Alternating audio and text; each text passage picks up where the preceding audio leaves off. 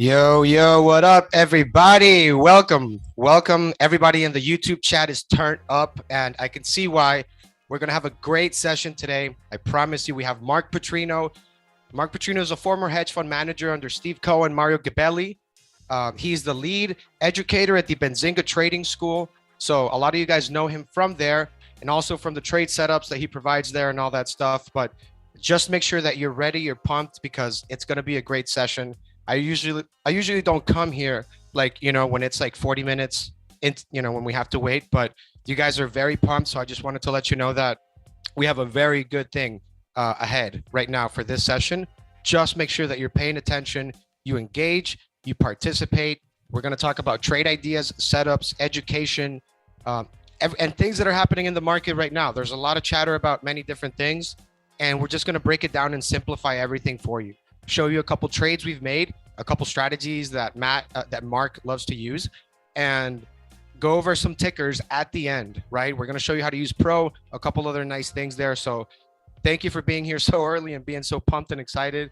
And just make sure you're here. We're going to start in like 40 minutes, and that's when we're going to get things rolling. So make sure you're here at 1 p.m.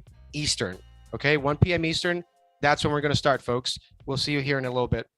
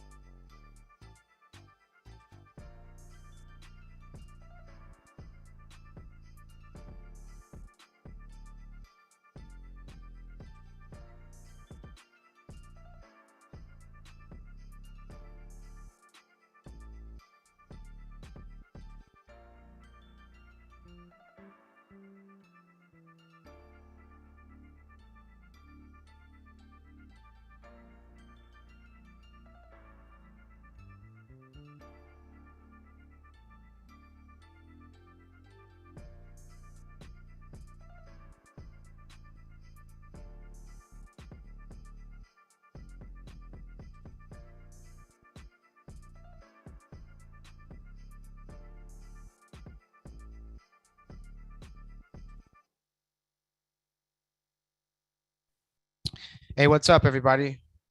I just noticed I was on mute, but just to give you the short thing, we're going to start in a couple minutes. We're going to start in a couple minutes with Mark Putrino, the chief educator at the Benzinga Trading School. And a lot of you guys know him from the trading school. He also has a chat room where he's throwing out trade ideas and setups and things like that. So if you join, obviously the school, you get the setups. It's like it comes together with Pro too. But but yeah, a lot of you guys know him from there. He's a former hedge fund manager, traded with Steve Cohen, which is he managed SAC Fund, which was like I think it's like 27 billion assets under management right now. And then he traded under Mario Gabelli too, which is like 34 billion right now. These are all like legendary institutional like investors and traders that are known around the world to be the best of breed. And Mark Putrino came from there. So lucky you, he's your instructor and your mentor and your best friend at the trading school. So yeah, I know it was muted, correct. But yeah, we're gonna start here in a couple minutes, guys. Shout out for everybody here who's in the house early. I gave a couple shout outs, but I was muted, so I'm going to do it now. Ashok, Kaled in the house, Dian, Christian, Pro Sign, I see you. Okay. Alvaro, Jewel, Javier, James, Joe, Lamont, Paul, Noor, Pratik, Ted Perry, Sunil. What's going on, Sunil? A lot of friendly faces, a lot of familiar. Tom Frederick, what up, dude? A lot of friendly, familiar faces. We have a very nice crowd here. Many of you guys are members of the school. So I see a lot of people that are very, you guys are real OGs here, but let's do something. Nav, everybody, make sure that you're paying attention. Make sure that you're engaging, participating. We have a great session. We're going to talk about trade ideas, setups, education, feedback, strategies, current market events. We're going to talk about prior lessons that we made them lessons that became trade ideas, like you plant a seed and you get a flower, so that's pretty much how we're going to show you. We're going to show you how to plant your own seeds so that you can start building your own garden of different trade setups and education that's going to help you sustain yourself as a trader, right? Short term and long term, planting seeds with the right trade ideas, with the right education setups. That's the name of the game. So Deborah also is in the house. Of course, we're not going to miss you. Jackie, always. So, folks, 3 minutes. Make sure you're good to go. Everything started. I want you to literally turn off your phone, close everything else you have. Stop looking at Instagram. Stop looking at Twitter. I want you to focus on the lesson. Focus on what we're going to talk about. Trust me, it's going to help you. It's going to be an intense 3-hour session. So, lucky you, we are actually doing this live here. So, you actually are able to attend here. So just make sure that you're paying attention. It's Sunday, Monday, you want to be good to go 100%. So make sure that you're good to go, pen and paper if you need. And we'll see you here in about 2 minutes once we get this thing started, folks.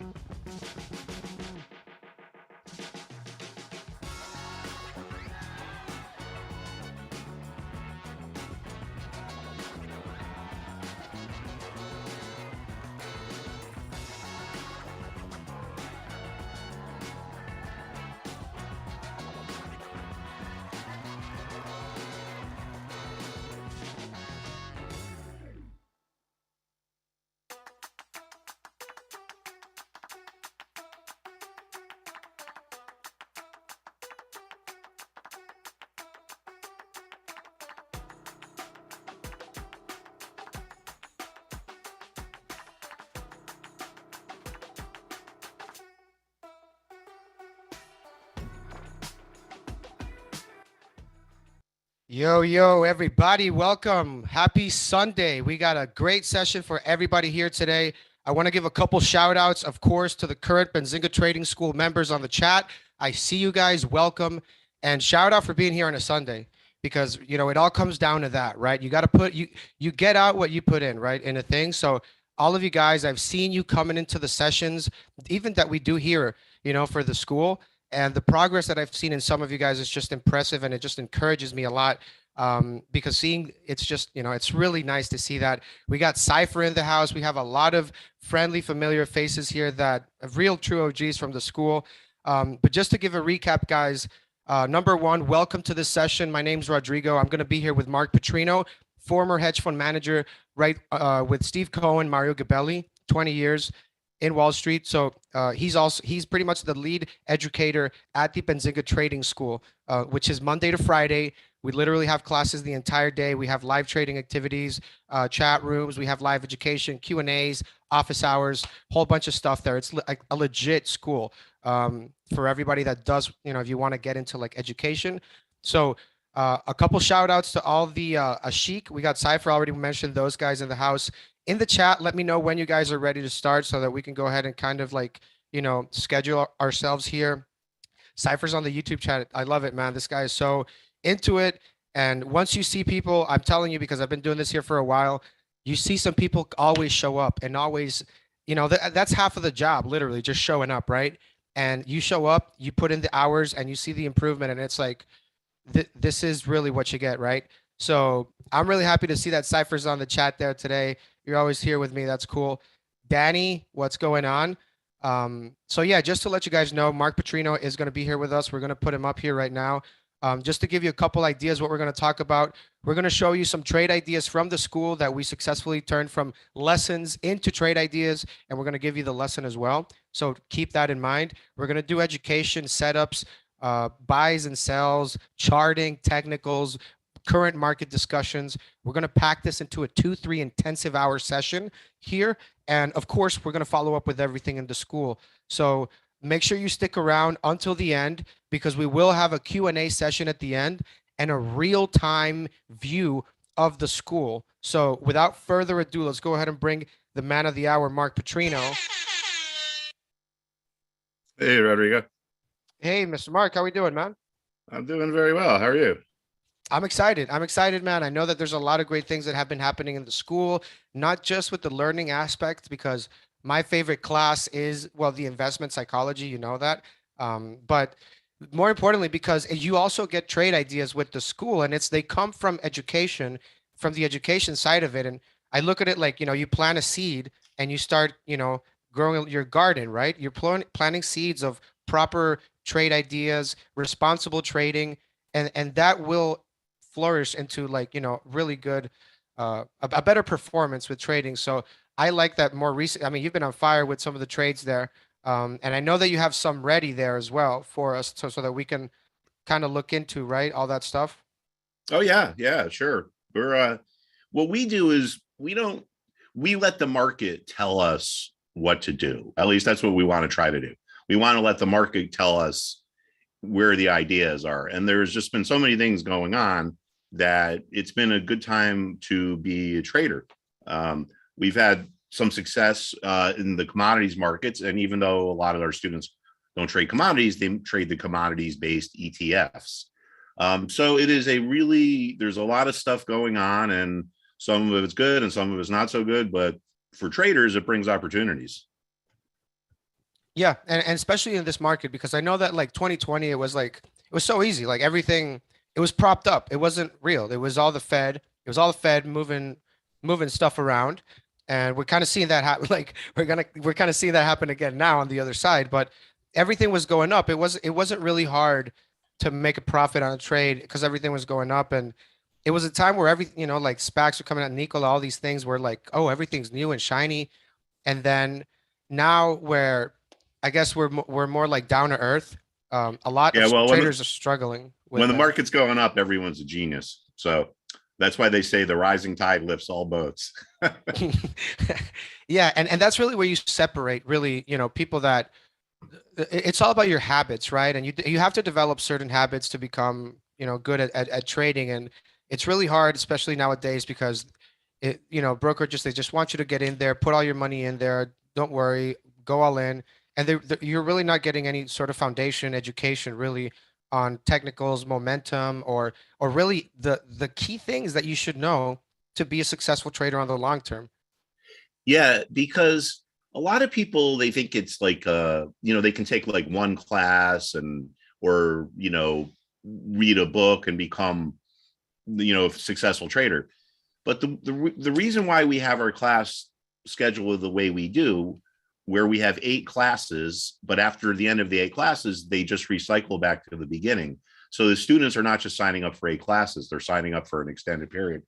Because in the 8 various classes, we review principles of the market, and then we look into the market to see how those principles could let us make money. Like, for example, I can show you when we go into some of our recent trades, I'll show you how some classic chart patterns gave us some insight that allowed a lot of the students to do very well in the natural gas market, but they weren't trading natural gas futures, or they were trading a natural gas ETF.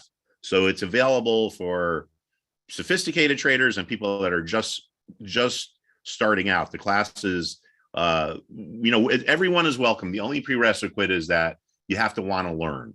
And I don't care. There's no stupid questions. Well, we've had some dumb questions, but that's another story.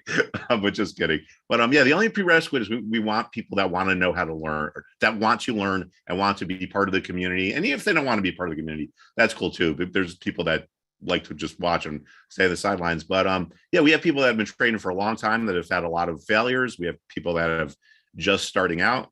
So we focus on the fundamentals, and then we try to put them in practicality and try to keep things very simple. We focus on what levels are important, what trends are important, what's the momentum, what's the market psychology. And from there, we can develop a lot of good ideas.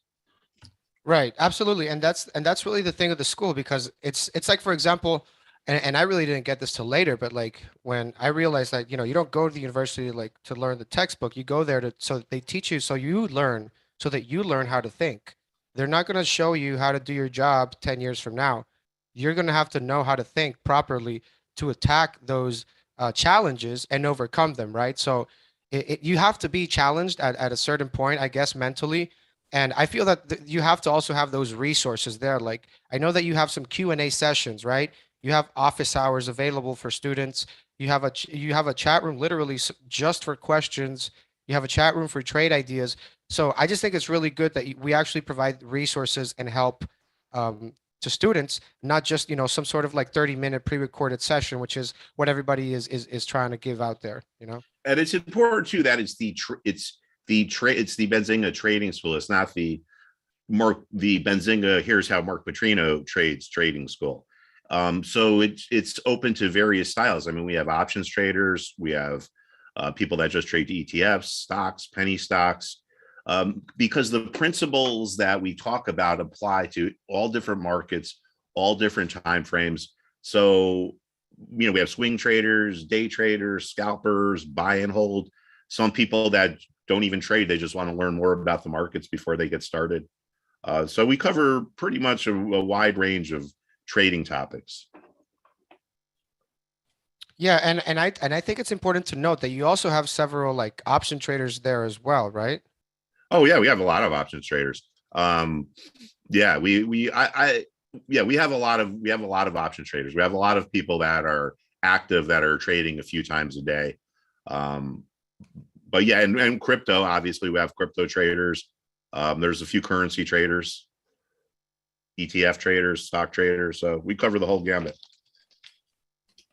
Yeah, and do you even have like some Forex people? I know that, and number, let's just not even forget to mention when Maurice is asking about the class, but we're gonna put the link there. But I know you have people that trade Forex as well, even people that trade commodities. You've been bullish on commodities and all those sort of stocks, right? But and I'm sure you have some to show. But let's go ahead and, if you can, share your screen so that we can go ahead and show them these trade ideas, right? Really how this came into a trade idea and that sort of stuff. Yeah, let me start here. Okay. Yeah. I'm just going to start here with natural gas. And again, I know that a lot of people don't trade natural gas. They're not futures traders. That's fine. Anything we talk about, can be applied in the stock market as well. There's ETFs that follow natural gas, and that's what most of the students have used to profit. But I just wanted to point this out first because one of our classes is patterns. People are fascinated with patterns. Everyone loves the head and shoulders pattern, this pattern, the other thing, but they don't really understand what they mean. A lot of patterns aren't valid. I don't even talk about a lot of them, but some are. And one of them, I believe, is the ascending and the descending triangles. And this is a trade that students just made money on. Actually, they had some of them had a double whammy here. I'm going to even draw on this other line here. See, when we see something that looks like this, right? We have to look at every chart in terms of what are supply and demand dynamics. And when we see this ascending line with the flat line, we call that an ascending triangle. Now, it sounds crazy. It sounds like, whatever astrology, but it's not. What it shows us is that as time is passing, buyers are willing to pay higher and higher prices. At the same time, the sellers have held firm. So you have this dynamic of complacent sellers and aggressive buyers that makes a market go up, regardless of what the market is. It could be the stock market, it could be real estate, it could be beanie babies, whatever it is. Aggressive buyers, complacent sellers. So we broke out above this 5 level, and a lot of the students bought into UNG, which is the ETF, which I can show you, got up here to 550. And this is where a bunch of us took profits, or a bunch of them took profits, because it had reached a level that was previously resistance. Sometimes these support and resistance levels can stay intact for a long time. It spent a few days trading around 550. Then it started to break out again. And then some of the students jumped right back into UNG, got it up to here, sold it. Now we're up to a resistance level again. So is it going to continue to move higher, or will it reverse? Well, that's one of the things we're going to be talking about this week. We don't guess. I'm not going to say, oh, I think natural gas is going to 7, or I think natural gas is going to 5. We're going to wait and let the market tell us which way it's going to go. And if it starts to break back down below this important level here, then people can buy, options traders can buy puts on this ETF UNG here. So, we have option traders, people that are just starting to learn the basics, but this is a good example of a trade that students have made money off of. And this might turn into another trade, another long trade, depending on how natural gas holds. If it holds up above this 610 level and it forms support, there's a good chance it moves ahead. Look what happened here. It got to the level, took a few days, then it moved forward. So now we're at this level again, and we're going to be watching over the next few days whether this holds. And if it does, I would suspect natural gas is going to continue to move forward. And this will be, a trade. But the question, that's why I even put up here, will it turn into support? I don't know if it'll turn into support. We let the market tell us what to do. That's why it's important to watch the market. And if you want to trade actively, it doesn't take all day. You can go through your charts, your watch list in not that long of a period of time. But we wait for the market to give us opportunities. And the market told us that this was an opportunity with this pattern coming up here. And sure enough, that ended up being a profitable trade that might yet be yet another profitable trade. So trade 1 profit, trade 2 profit, and now we could be waiting on trade 3. So this just comes from observing the markets. We're not doing, anything ultra sophisticated. We're not doing advanced calculus or, esoteric things. We're just focusing on basic fundamentals. And that's what we talk about in the class. A basic fundamental of the markets is some price levels are more important than others. And we see that here. That's why we spend a lesson talking about levels. We see patterns. We have a lesson on patterns.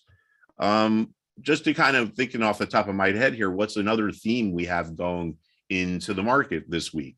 Where might there be other money to be made? Well, there's a big flight to safety going on.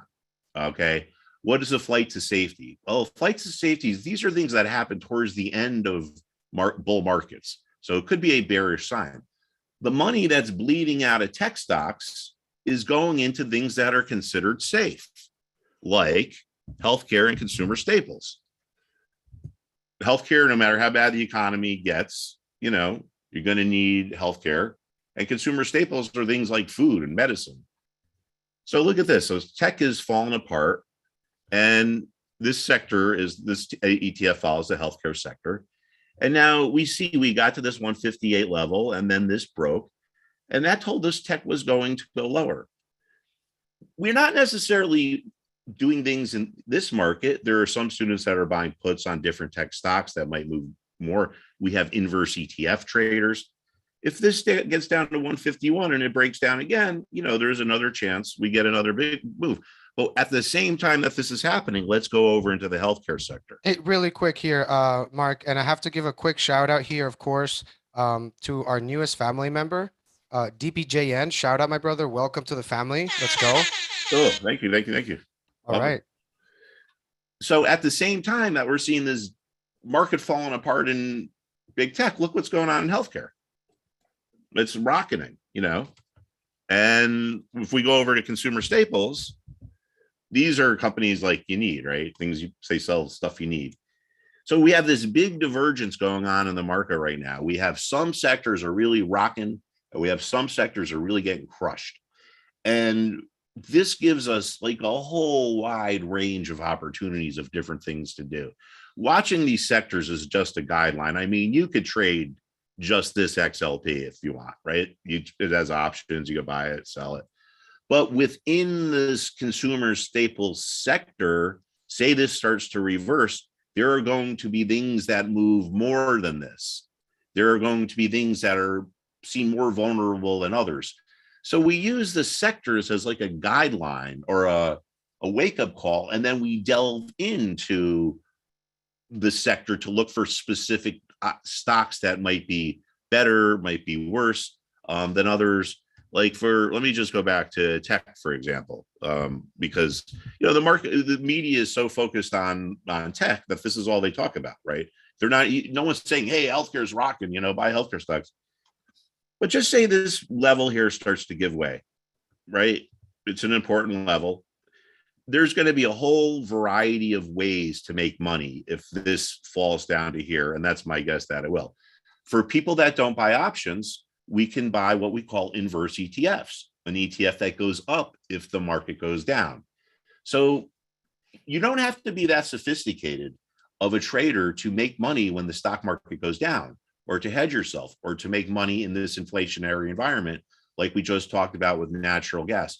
So we go through the markets, and then we apply our principles to the markets, and we look for profitable trading ideas. And I know a lot of the students caught tech at this bottom here. We had an idea that this would be a bottom because it was previously a resistance level. One of the things we teach in class is why a level that was resistance would turn into support. But I know a lot of the students got this bottom down here. Now we have people that are buying, Microsoft, NVIDIA. I mean, AMD is a popular one, Intel. So this isn't just like how I remember that even before. I don't think you've talked about oil, but you've mentioned a lot of you have a class called like levels, and right? Is it levels? Yeah, class number 2 is levels. Yeah, and I think it's important to note that the education pieces, right? They always come in the form of the trade ideas come through the education, right? That's really how these trade ideas come about to life. But the levels are important, and not just for regular traders, because, for example, I trade options weekly with short near-term expiration. And the way that I do it is that I have to know the right levels. So in my particular case, even though I might not be trading the stock, I like the fact that you point out the levels, because at that point, I already know if I want to do a spread, I can do this, or if I want to trade the volatility and go by certain levels, I know that I have to wait for certain triggers, right? And you give all the triggers out there, but you pretty much help like including myself, somebody that's trading options as an example, right? Who's benefiting from your classes per se and trade ideas. Yeah, people, you have to understand that options are what we call a derivative. All right, don't let that scare you. All it means is that they derive their value from something else. So an option, if we're talking about a stock option, the option derives its value from the stock. So in order to be able to trade the options, we have to know what's going on with the stock. And if we think a stock is going to break out, then some people like to get into the options market because you can just make a lot more money than you can if you buy a stock. Like, for example, say you think a stock is going to go from 10 to 12. Well, you're up 20%. That's great. There might have been options that you could have bought where you maybe made 10 times your money. If you get the move of the market right, there are a lot of different ways you can profit from it. And options sound very complicated, but they don't have to be. So let me just give you like a quick 2-minute intro to what options are. And I think it'll make it much easier to understand. So what is an option? It's a contract. It's called an option contract. Why is it called an option contract? Because it is a contract that gives you the option to do something. All right. It's just a contract. Just like if you were having someone come do work on your house, you'd sign a contract with them. So a call, there's two types of options. There's calls and there's puts. Calls give you the right to buy a stock at a specific price up to a specific point in time. For example, you might buy a Microsoft 130 call that expires in 1 month. Well, for the rest of the month, as long as you own that call, you have the right to buy Microsoft at 130. If it goes down, your option is going to lose money. But if it goes up, your option is going to really soar. Maybe Microsoft goes from 130 to 140. Your option might go from 1 to 10. So call options give you the right to buy. Put options give you the right to sell.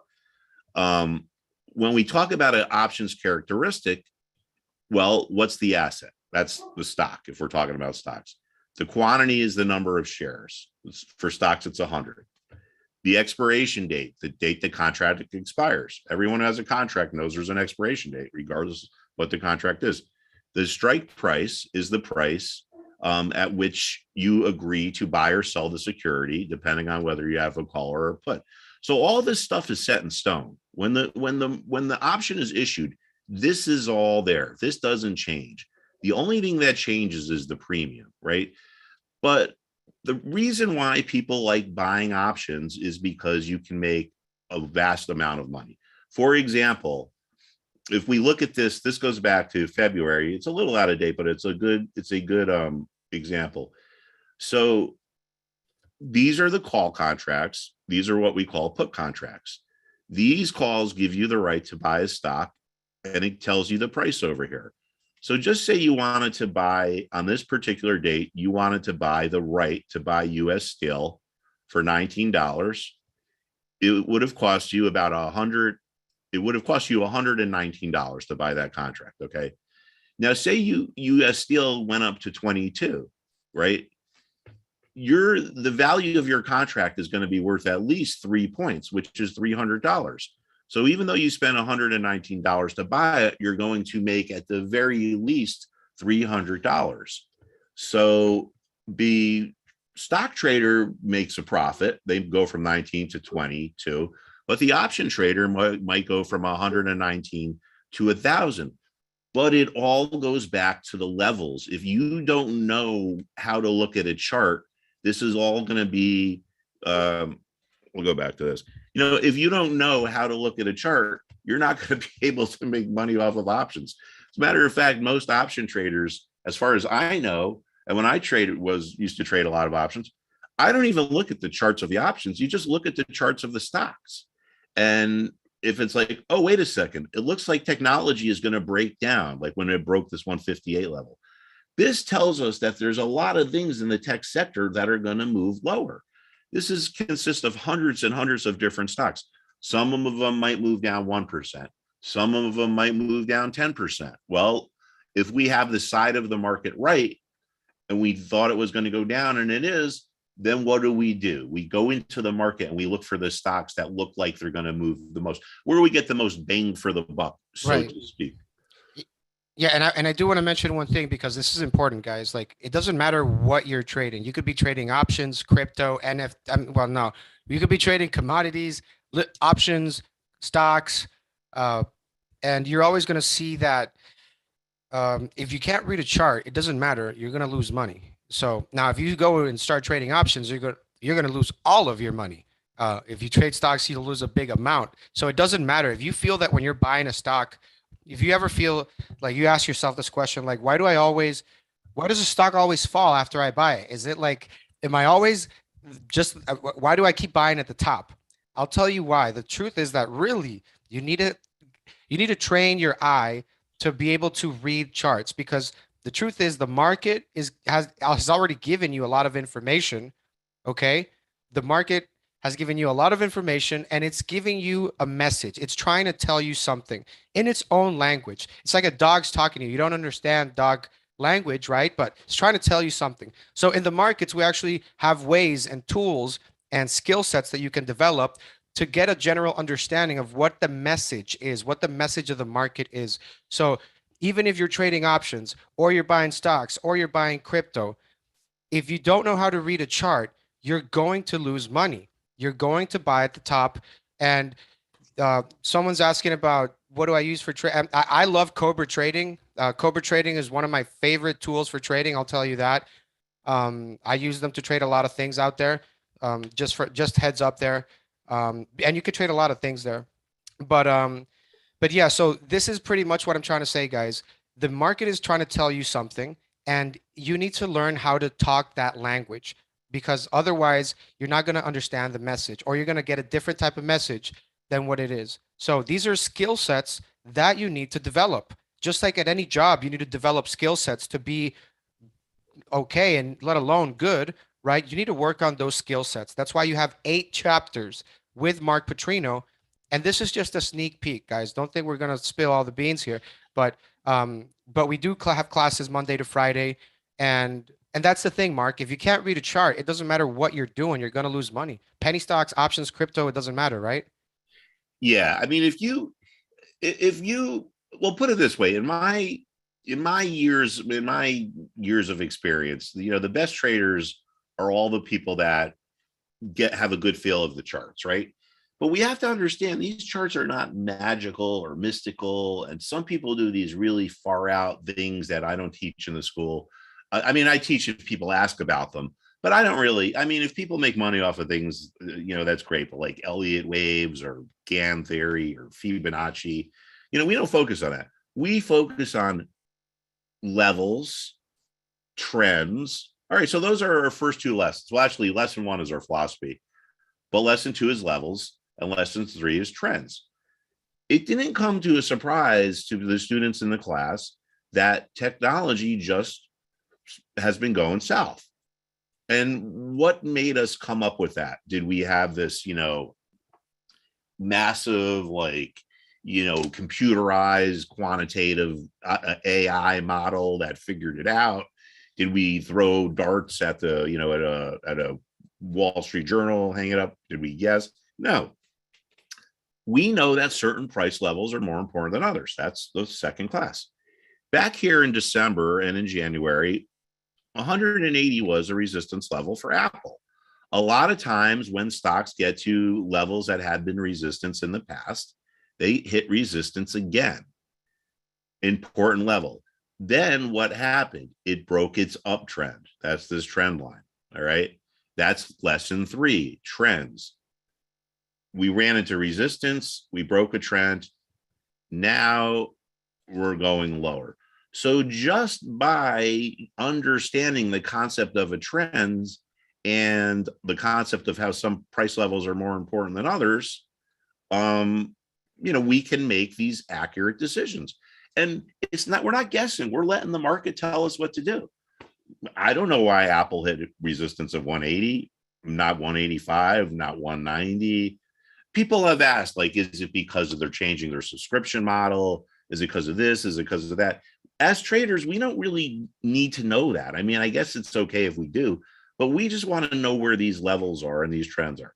Where did the sell off of Apple end? A level that was resistance. Levels that were resistance can become support. This happens because of seller's remorse. There's people that sold here, and then when it went higher, they regret doing so. So they say they're going to buy it back. So when it got back down here to this level, there was enough of these buy orders that it became support. But Rodrigo, I just want to point out something here where another thing where I think the students really can benefit. And this is probably I have a lot of favorite things about the class, but this is one of my most favorite things is explaining the misinformation that people hear and think. And I can understand why someone who's new to this is very confused, because there's everything out there from downright misinformation to people that are blatantly fraudulent trying to take advantage of people. There's a lot of people that I think try hard, but they don't really understand. Now, just to look at this example here, what was going on here when the market was going down, right? It was Ukraine. And I don't want to minimize Ukraine because it's a tragedy, but the media attributed this move to Ukraine. Well, guess what? Now the market went higher. And as things in Ukraine got even worse, right? So Ukraine was not what was moving the stock market. This is being moved by inflation, interest rates. Most of the time, the media has it wrong. That's a good thing to note, that this is why you want to do your own analysis, because if you're just taking what they're feeding you, you're going to be lost. Like the other time, Mark, I don't know if I told you, I got a call from this person on December, and they were asking me like, what happened to the Christmas rally? They were genuinely confused because CNBC was pumping the Christmas rally for like 2 months, and then they actually they literally put a lot of money on calls, and they lost it all, unfortunately, because they thought that this Christmas rally was like a scheduled guarantee rally that would come, and it never came. And that's really why I think that the news sometimes does a little bit of a disservice for new traders, because they don't, they're just, doing their job and everything. But ultimately, when it comes to trading, you need to learn, like, you need to get into the trenches and learn these things, because they're not teaching you momentum, levels, investment psychology. They're not teaching you any of that stuff on the news. They're just, doing what they do. In the trading school, we show you how to determine levels, entries, exits, not just for your regular equity trading, but also for your option traders, right? For your guys that like to hedge. Also, mainstream media. I agree with you, dude. We're not mainstream. We're for the little guy. You know that. Cypher, the best thing about this class, trading with a group changes your life. I 100% agree with you, dude. 100%. I now manage all my investments and day trades myself. Mark and Benzinga are making my dreams come true. And Cypher was one of our first students. So shout out, big respect to my man there.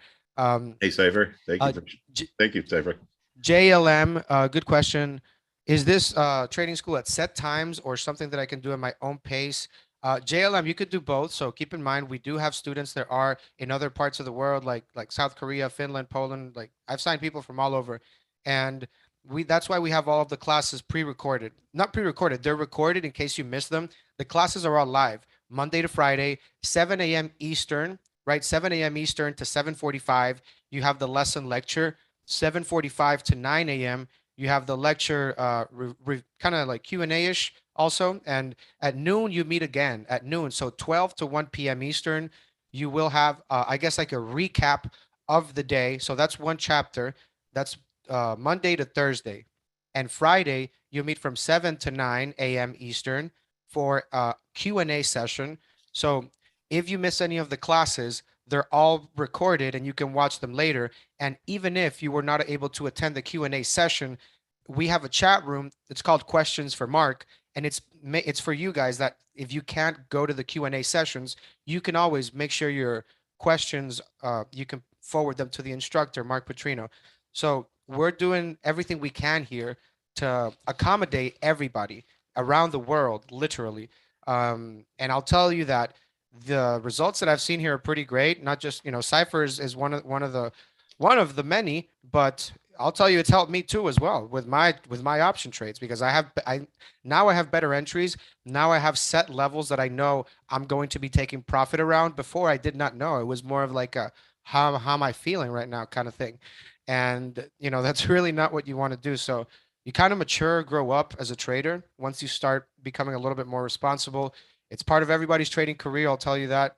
Um, so Esco, sorry, what's the schedule again? I live in the East Coast, Miami, Florida. Shout out Miami. 7 a.m. to 9 a.m. Eastern, and then 12 to 1 p.m. Eastern, Esco, um, and then well, and Friday 7 to 9 a.m. But I'm getting some questions here, Mark. Like my email's blowing up, so I have to go over some of these. If you give me here a minute or two. Okay. Um, yeah, so we have, does Mark Putrino go over like student trade ideas? Yes. So Mark Putrino does that with all the students. He goes over trade ideas, he goes over levels. Like, hey, if look, maybe I don't want to do anything here. Oh, but maybe in a different stock, it could be like, hey, this actually looks pretty interesting. I would look at these levels and such and such. Keep in mind, you're literally getting direct feedback from a former hedge fund manager with Steve Cohen and Mario Gabelli. Just know what you have. Just know what you have. And if you don't know who they are, please look it up because Some of our best trades actually are ones that the students came across. yeah, and we're all working together. That's the thing. Once you teach them these things, they're able to identify possible winners, and they always bring them up to confirm with you, and so that's really good. Next question, good question there by the end. Let's go to the next one here. Um, are the sessions recorded? Yes, the sessions are recorded. So everything is live there, though, Matt, right?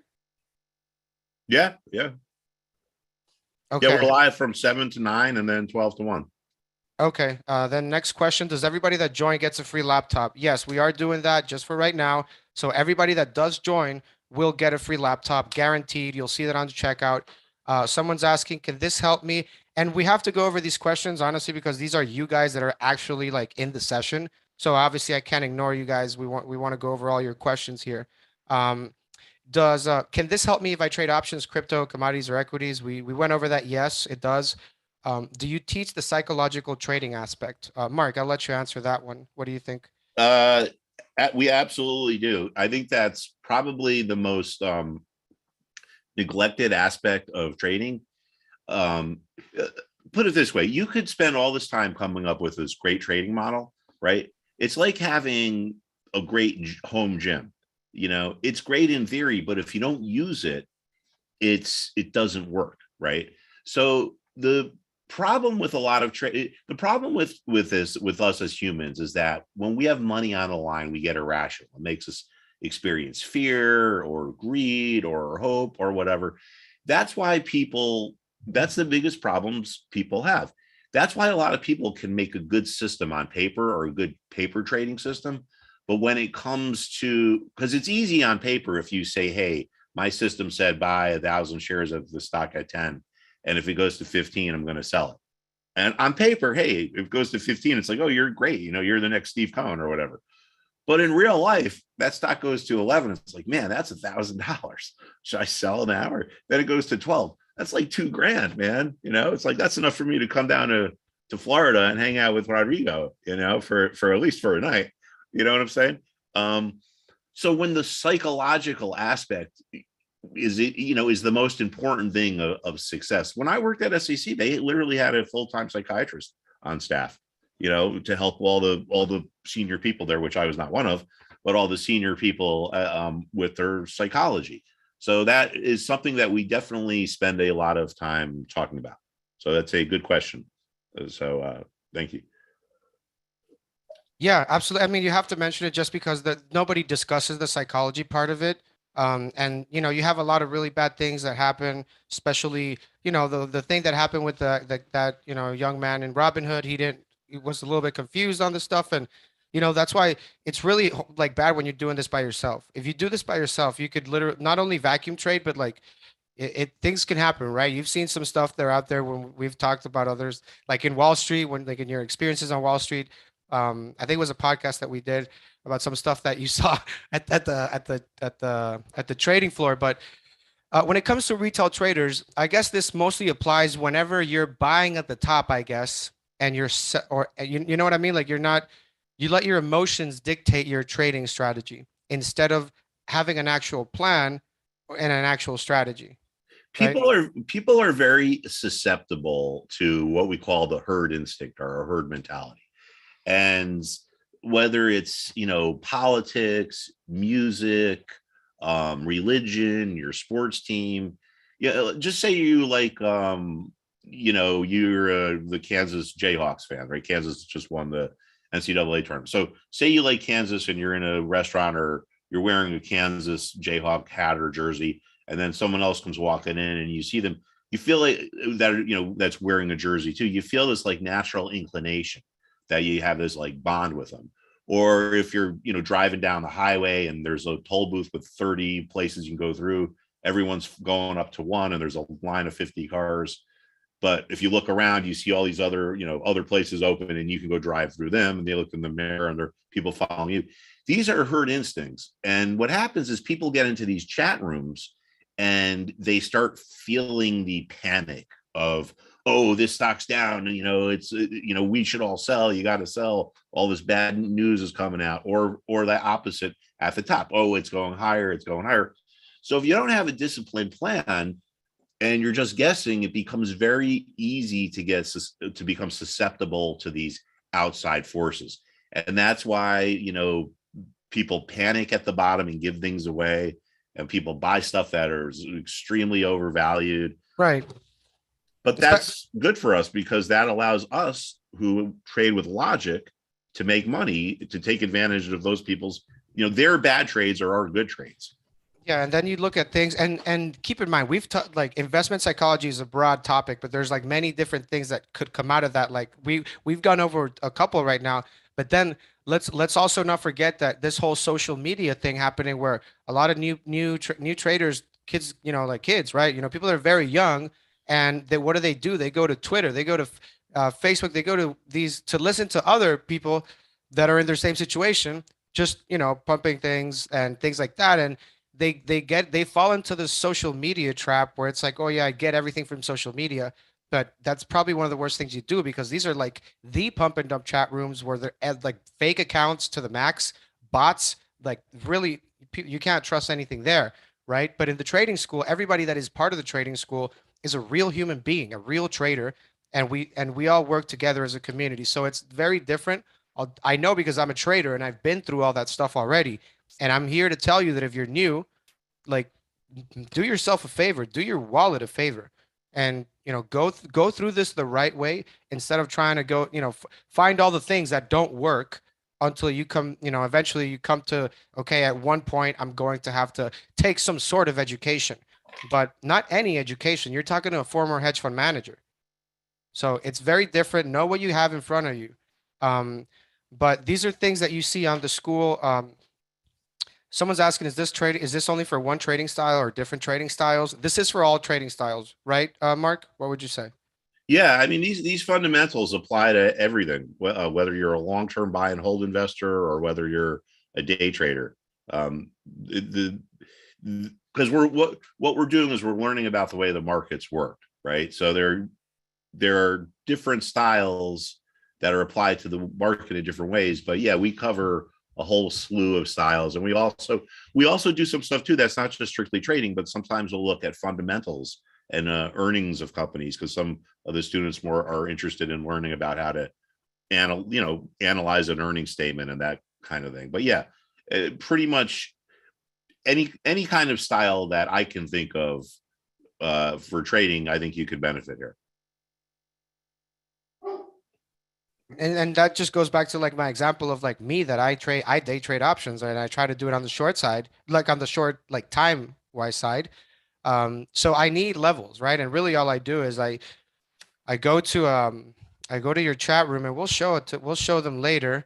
But yeah, I pretty much go to the chat room where you have all the trades and setups, and you have all the levels pointed out, and you even give entries and exits. Is that right for your trades on your? Yeah. Oh, yeah. Okay. Yeah. So, You should never enter a trade unless you know where you're going to get out.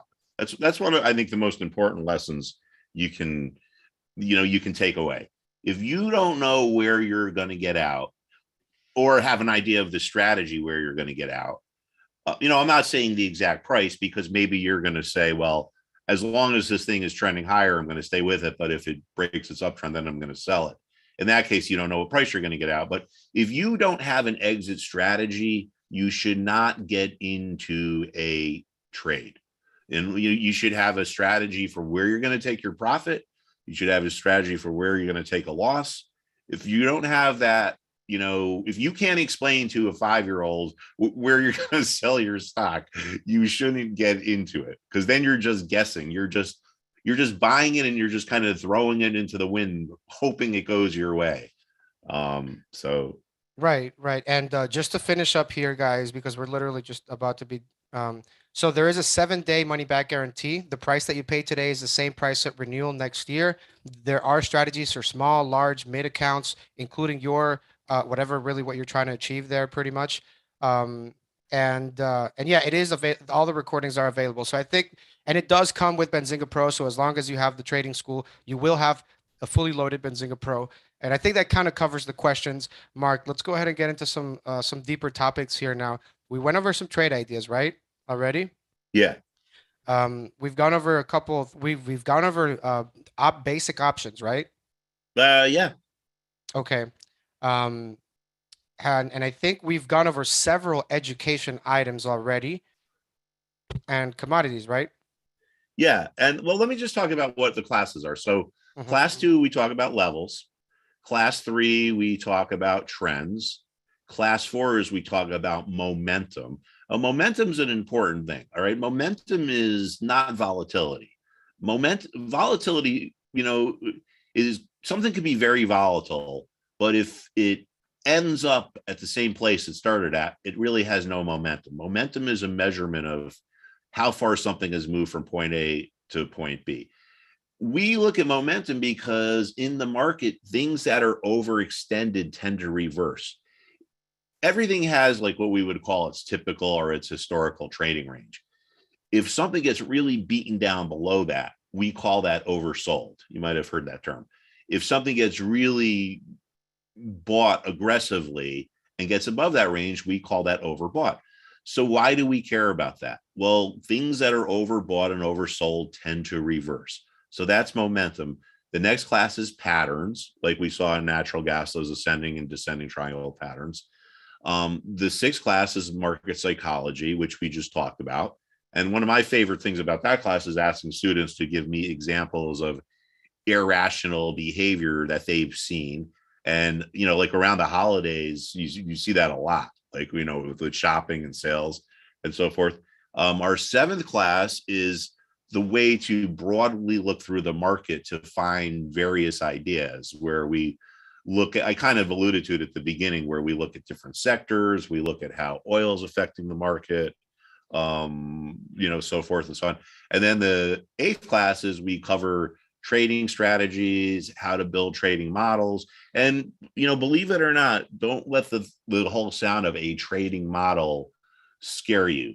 A trading model could be just one or two simple parameters that are available in the charting software in Benzinga Pro. It doesn't need to be complicated to be effective. You see the screen right now, Mark? I see where it says chart patterns. Yeah, so I'm just showing them. I don't know why it's so big, but this is the video library, right? So just to show everybody what we're talking about so they can kind of make sense of this. This is the actual trading school platform. This is the homepage. So if you click on the homepage, you can pretty much look ahead of your schedule. Like, what do we got going on Tuesday, Wednesday? What are the classes? What is the time? What is the schedule? Q&A session, midday update. Everything is there. When the class is live, you're going to go ahead and click that live button. It'll take you here, but since there's no live class, it's not going to be, obviously.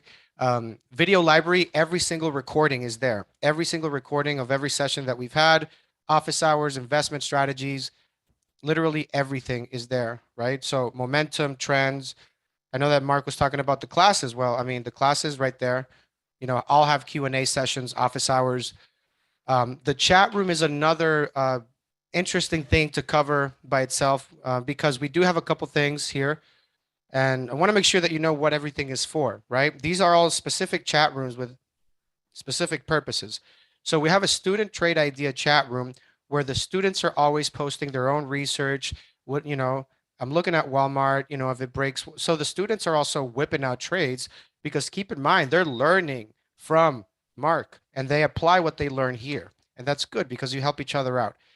You have another student plan project chat. Mark, maybe you can enlighten me on that one. What exactly, whenever he does come back, if you can enlighten me on really, because I know this is a more of a, they're doing on a specific plan project there. So I don't know what the specific one is. Cypher, if you're in the house, man, let me know. I'm pretty sure Cypher would know. But basically, because the students are always up to stuff here, they're always doing stuff. They're always trying to, get on different types of sides of trades and doing research and all that stuff. So I wouldn't be surprised they're doing something like that with that. Well, the student trade ideas are student trade ideas. I mean, that particular chat room, I try not to get involved with unless they No, ask me. the student plan project chat. Yeah, well, One that's that is a different thing. That's some students are trying to, what's the right word? I don't know, like maybe form like a group, maybe to develop their own kind of trading models to right, right. change ideas between them. Yeah, we should label that like student trading model project, something like that. But anyways, guys, this is just for you to see how we accommodate you guys and work with you so that we can always find ways to help you, develop yourself as a trader. This is why we're doing all these chat rooms and little things because they add up. Then we have another chat room called Questions for Mark. Again, keep in mind if you can't attend the live sessions because of any reason, you will have the opportunity to ask your question there. The other stuff, Mark's trade ideas, you can see that Mark is posting entries, exits, charting levels for every single chart there. We have a general discussions chat room, which is general discussions, community support, and we also have class files here where you will find quizzes where you can test yourself and see where you're at on every single chapter so that you can work on your weaknesses and finesse those strengths that you have, right? We do have a chart page if you do want to pull up a chart, literally just a big chart by itself.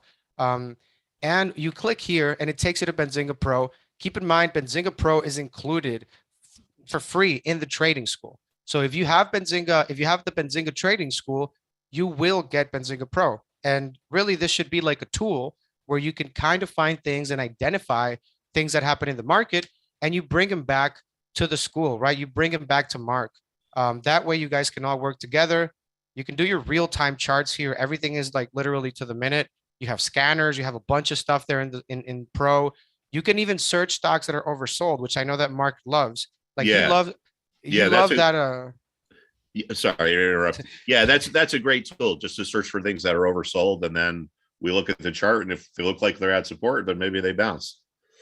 Yeah, and I also have to say really quick, I mean, Pro has some other stuff. Like we have the Benzinga exclusives. I definitely want to give a shout out there to my boy, Mr. Soul Train. Shout out Soul Train. So Mr. Soul Train is basically running exclusives, and this is pretty much like news that Benzinga breaks. We actually did some news out there with Mullen Technologies, an amazing company, Mullen Technologies. Like they might change the whole EV stuff, but anyways, you find trade ideas. This was a trade idea I found on Pro. It was like 99 cents. It went all the way up to $4. I shared it with everybody that I talked to that like on these sessions, I shared like that side of the trade. And in Pro, you can do a lot of that stuff. So we also released some news from them after that. And this is where if you are a Pro member, keep in mind, you get this news before it goes to a brokerage. Sometimes because of the data relay, there is a delay in the data in the process. But with Pro, since we break the news, but we also have our own platform, that means that it's immediate. So you'll probably get it like maybe 20 minutes earlier around there, average. But yeah, that's the school, guys. I just wanted to show you a little piece of that. Everybody gets, by the way, we're going to pick somebody that joins the trading school. Okay. If you join the trading school, we're going to pick one person and we're going to pay that person's flight, hotel, and ticket admission to the FinTwit conference in Las Vegas, which is going to be in May. I think it's like May 12th, right, Mark? Yeah. And Uh-huh. Mark Putrino is going to be there. So you can literally meet Mark in person. And anybody that joins again, all right, if you join today before midnight, you will automatically enter that raffle and we're going to pick the winner. I will call that person and we're going to literally fly you out to Las Vegas pay for everything, drinks, food. We'll take you out to dinner. All right. So just know that. Just know that, guys. We're including that as well. You get pro, you get a laptop, you get you're in a free raffle, right? To get everything paid, fully expense paid, to go to the FinTwit conference, which is going to be amazing. You don't want to miss it. And you guys also get Benzinga Pro and all the recordings and Mark Putrino's trading chat room. This is only going to be till midnight, so don't say I didn't tell you. But I say we are good to go with this, Mark. We covered the school, we covered everything, and the special prize was that raffle. So everybody, whoever wins, you'll hear from me. By the end of the month, we're going to announce it. We're going to call this person with their information so they can fly out. So yeah, good stuff there. So what are you looking at right now, Mark, in the school? What's going on there? Well, I just wanted to give you, let's see. Okay. Yeah.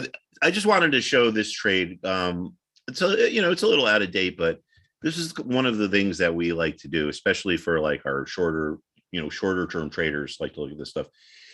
A lot of shorter term traders or day traders, they get kind of myopically focused on just looking at a particular day.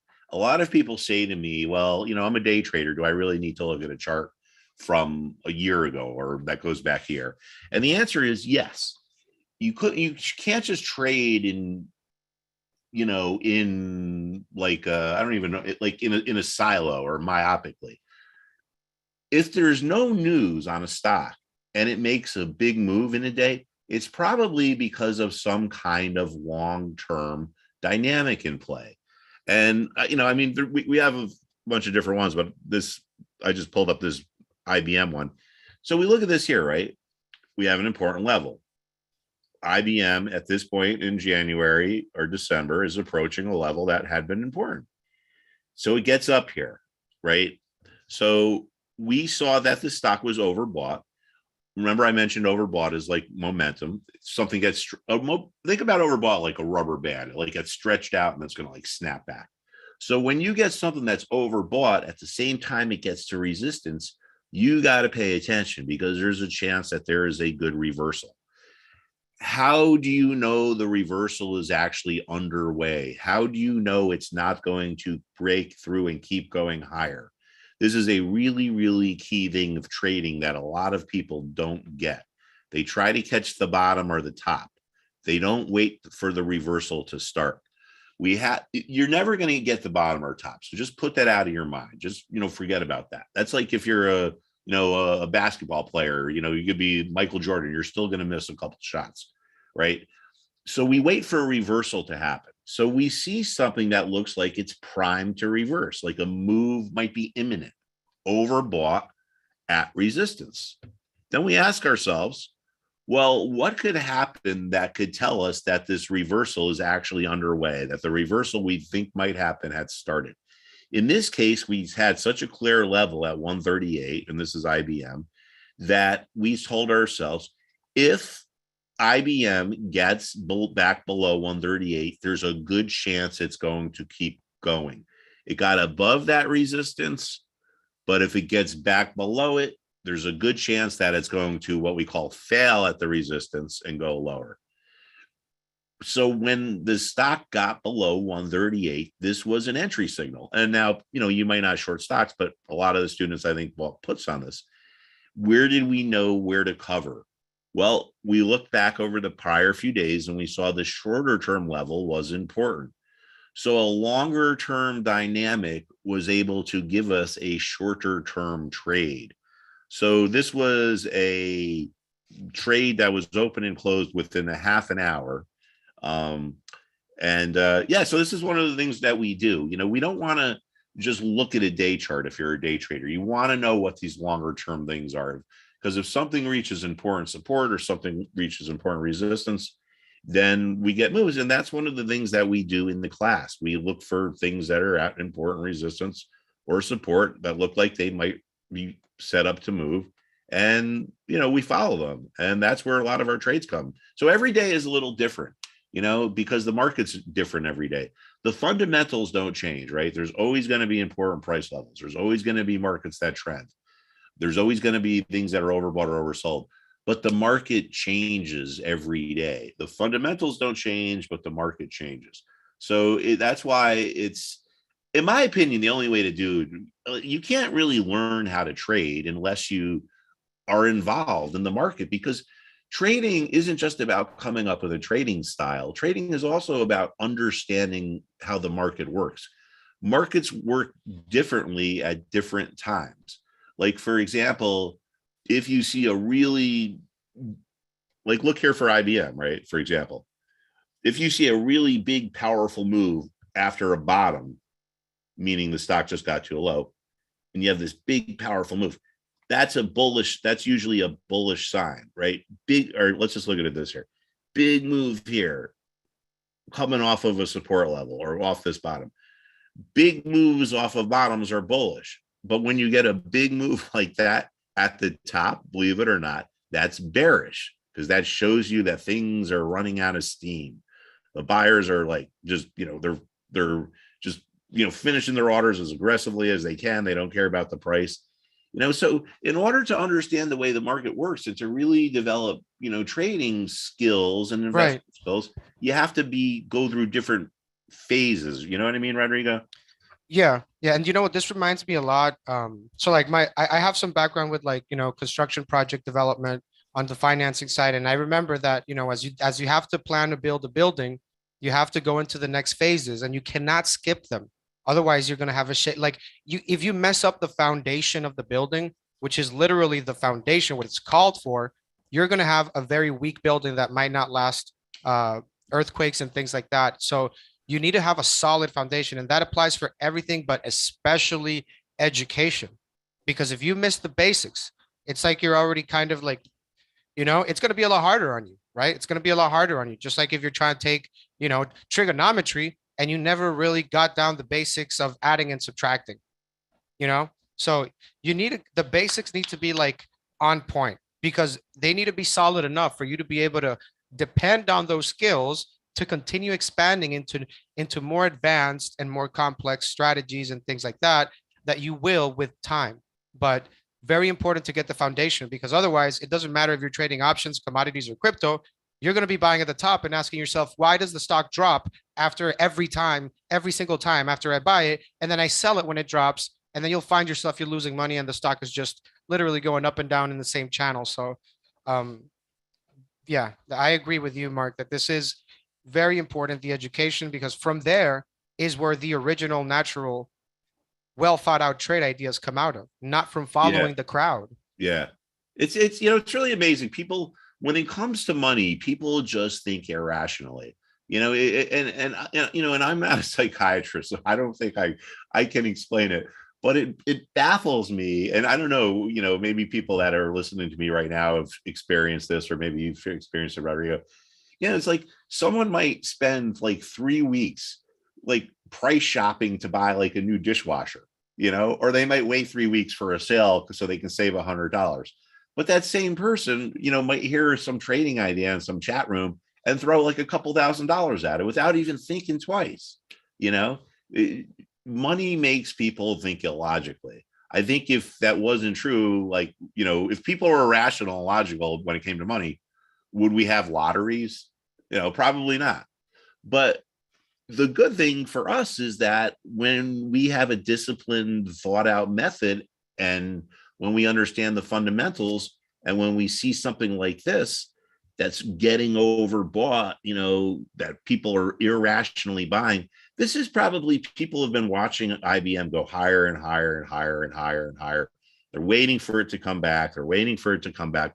Finally, they just say, you know what, this thing's never going to stop going higher. I'm just going to go in there and buy all I can right now. And they jack it up. And guess what? That's the exact wrong time to buy it. So this is what happens when you don't, when you don't have a logical system. And there's a lot of this stuff out there I see, and this was actually kind of motivated me to come to the educational side of this business, because I see all these, these advertisements for newsletters that, my secret system can turn, I could take this dime that's sitting here on my desk and, turn it into $5 million in 3 weeks. It doesn't really work like that, right? If it sounds too good to be true, it probably is. So, the focus on not only learning trading systems, but learning the markets, but also learning about yourself. And I don't want to sound too introspective. It's not like we're going to like like some kind of like spiritual retreat or anything like that. But, you have to understand like why you're making a trade. Why are you buying XYZ? Do you have a logical, rational reason to buy it? Did it just get to a bottom? Is it oversold? That's a logical reason to buy it. Is it logical because your buddy or someone you met in some chat room says, "Oh, I heard, XYZ about this, you should buy it"? No, that's guessing, right? That's not education. So, we go through various different things, how the market changes, but the fundamentals apply. Like here's another side. It's not something that's overbought, but something that was oversold, overstock. Oh shoot. Wait, overbought. I'm sorry. That should say oversold. All right. Pretend you didn't see that there. That's a mistake. Just pretend this says overstock was oversold from a longer term position. So you can see over here on the charts. See, the charts don't lie. Overstock is oversold or was oversold. It reached an important support level at 60. Stocks that are oversold that reach support tend to reverse. They tend to bounce. I've known people that have literally built their careers on this simple principle. Overbought, gets to support, tends to bounce. Now, with this overstock trade, there's a chance that the support breaks and it keeps going lower. So what do? Right? It's oversold and it's at support. There's a chance it could reverse. We need a sign that reversal is actually underway for us to pull the trigger and make the trade. In this situation, we looked at some short-term price levels and we saw over the prior few days, we knew 60 was an important level, but after becoming oversold, it looked like it was going to reverse. We got in when the 620 level was broken, because that was a short-term support level, right? A short-term level of importance. Broke through that level, got up to our target. We sold it, and then it came right back. But again, we're not doing anything really complicated here. We're looking for stuff that's overbought, oversold, at support. And this is what we do pretty much every day in the class. So people say, well, do you have trading? Do you give daily trading ideas? And it's like, I don't know. Yeah, sometimes there's multiple ideas. And like I said, some of the best ideas come from the students. I think Cypher mentioned this, one of the this is a little keep in mind, like as you are going through the education, the trade ideas appear naturally. So you're teaching a lesson and that lesson really can be applied as a direct trade, which is something that you do also for the students, right? Yeah, like this Twilio was something that ended up being a really good trade. And we and this wasn't even my idea. It was one of this. It goes back to here, and I'm just going to add the volume on here. And I know this is a little out of date, but I just think it's a good example of a trade that was something one of the students came up with. This was not my idea, and it ended up working. And I believe it was Cypher that said that they made it was one of their better trades in the class. But let me just put this stuff on here. So we have this situation here with this Twilio, right? And this is very M1, a good example of something that really worked out perfect. Now, of course, they don't always work out perfect. Sometimes they do, and this was one of those. But a student pointed this out, and they said, "Hey, man, take a look at this Twilio. This thing is getting crushed, and it looks like it's at a support level, right? This 281 level or 280 level. Stock gets crushed on earnings, comes down here. And not only does it find support at a level that was previously support in the past, we had this massive amount of volume trade. Look how much volume traded. This tells us that there's what we call capitulation. These sellers just threw in the towel. They got sick of watching the stock go down. The bad news came out. They just said, just get rid of the rest of my shares. I'm out. That is a bullish sign, believe it or not, because when people start to think, well, maybe the news on Twilio wasn't as bad as I originally thought, they come back into the market and start buying. Well, there's no sellers around. The sellers were all done. They got rid of all their shares. They had a fire sale. So that means the buyers have to force things higher. And it got to our price target, which was here, a level that had been support. There were people that bought here that thought they were, kings of the world when the market went higher, but after it fell down here, a lot of these people regret buying it, and they tell themselves they're going to sell if it gets back to their price so they can get out at break even. And that's what they did. So the buy was based on the fact that we got to a support level and we had this massive volume, and the sell was based on the fact that we got to a level that had been support, and it became resistance. So this is stuff that we're looking at pretty much every day in the class. I mean, sometimes the market gives more ideas than other times, but considering what's been going on with the market and the world, there seems to be no shortage of trading ideas out there. So the stuff that we talked about before, look, we see another example here of, you can, once you're students in the class, I noticed are starting to see this. It's like, you look at a chart and you just see that there are certain levels that are important. See right here, right? We have support became resistance. It's because of what I just told you about, buyer's remorse.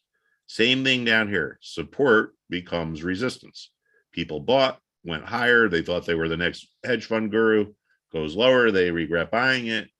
Now, why is this important to know? Well, when we know where these important levels are, we know where to make our trades, where to put in our price targets, where to get into our, where to get in, where to get out. We let the market tell us what to do. And every day the market tells us a little bit of a different tale. Yeah, and actually Cypher in the chat, Cypher's an actual student, so you guys know. We do have a lot of students that show the love, rightfully so. It helps. Cypher says I traded this one 2 times because my first trade hit my target and I still had more room in the trade. This trade alone paid for the entire class. Cypher, we got to give a shout out because that's pretty encouraging to see that it happened. I mean, I already know because Cypher, he's been here in the school for a while. He's had great success replicating the skill sets that he's developed. Shout out Cypher, shout out shout out to the school really overall, because I mean, this is not like a 1-day kind of thing. This is a yearly thing where you really are hoping to improve, right? You need to find education, because if you try to do it on your own, I mean, you already know this. I'm just reminding you, right? That if what you're doing is not working, then why are you still doing it, right? If your P&L is not where it needs to be, if you legitimately, I mean, you have to acknowledge when you're new. You have to acknowledge it. Hey, if you've been doing this for like less than a year, if you've been doing this for less than a year, you should join the school. Okay, I'll just tell you that. If you've been trading or trying to trade consistently on a profitable side and you haven't been able to do that, and you have been trading for less than a year, and keep in mind, there are some people that join the school that have 10, 20 years trading and they've been losing money all this time. So, yeah, it's really something that the sooner you do it, the better. That's why I was trying to tell you guys, like, plant the seed early, plant the education seed early, because that plant is going to give you more plants and so forth. So that's why the education is so beautiful. But what do you have there for us, Mark, on that screen? Well, I just wanted to point out something that we do that's maybe a little bit different, but the class is kind of based on my experience as a hedge fund trader, like what we would talk about in the morning going into the day, like at the morning research meeting or whatever. So obviously, all the talk of the town is inflation, right? And here's our CRB index, which shows that inflation really started to take off at the beginning of January here. But the reason why I bring this up is because I wanted to show you guys something that we look at. And this is a free website. That's this institute. It's an org. You might have heard of the PMI index or the purchasing managers index. This is where that comes from.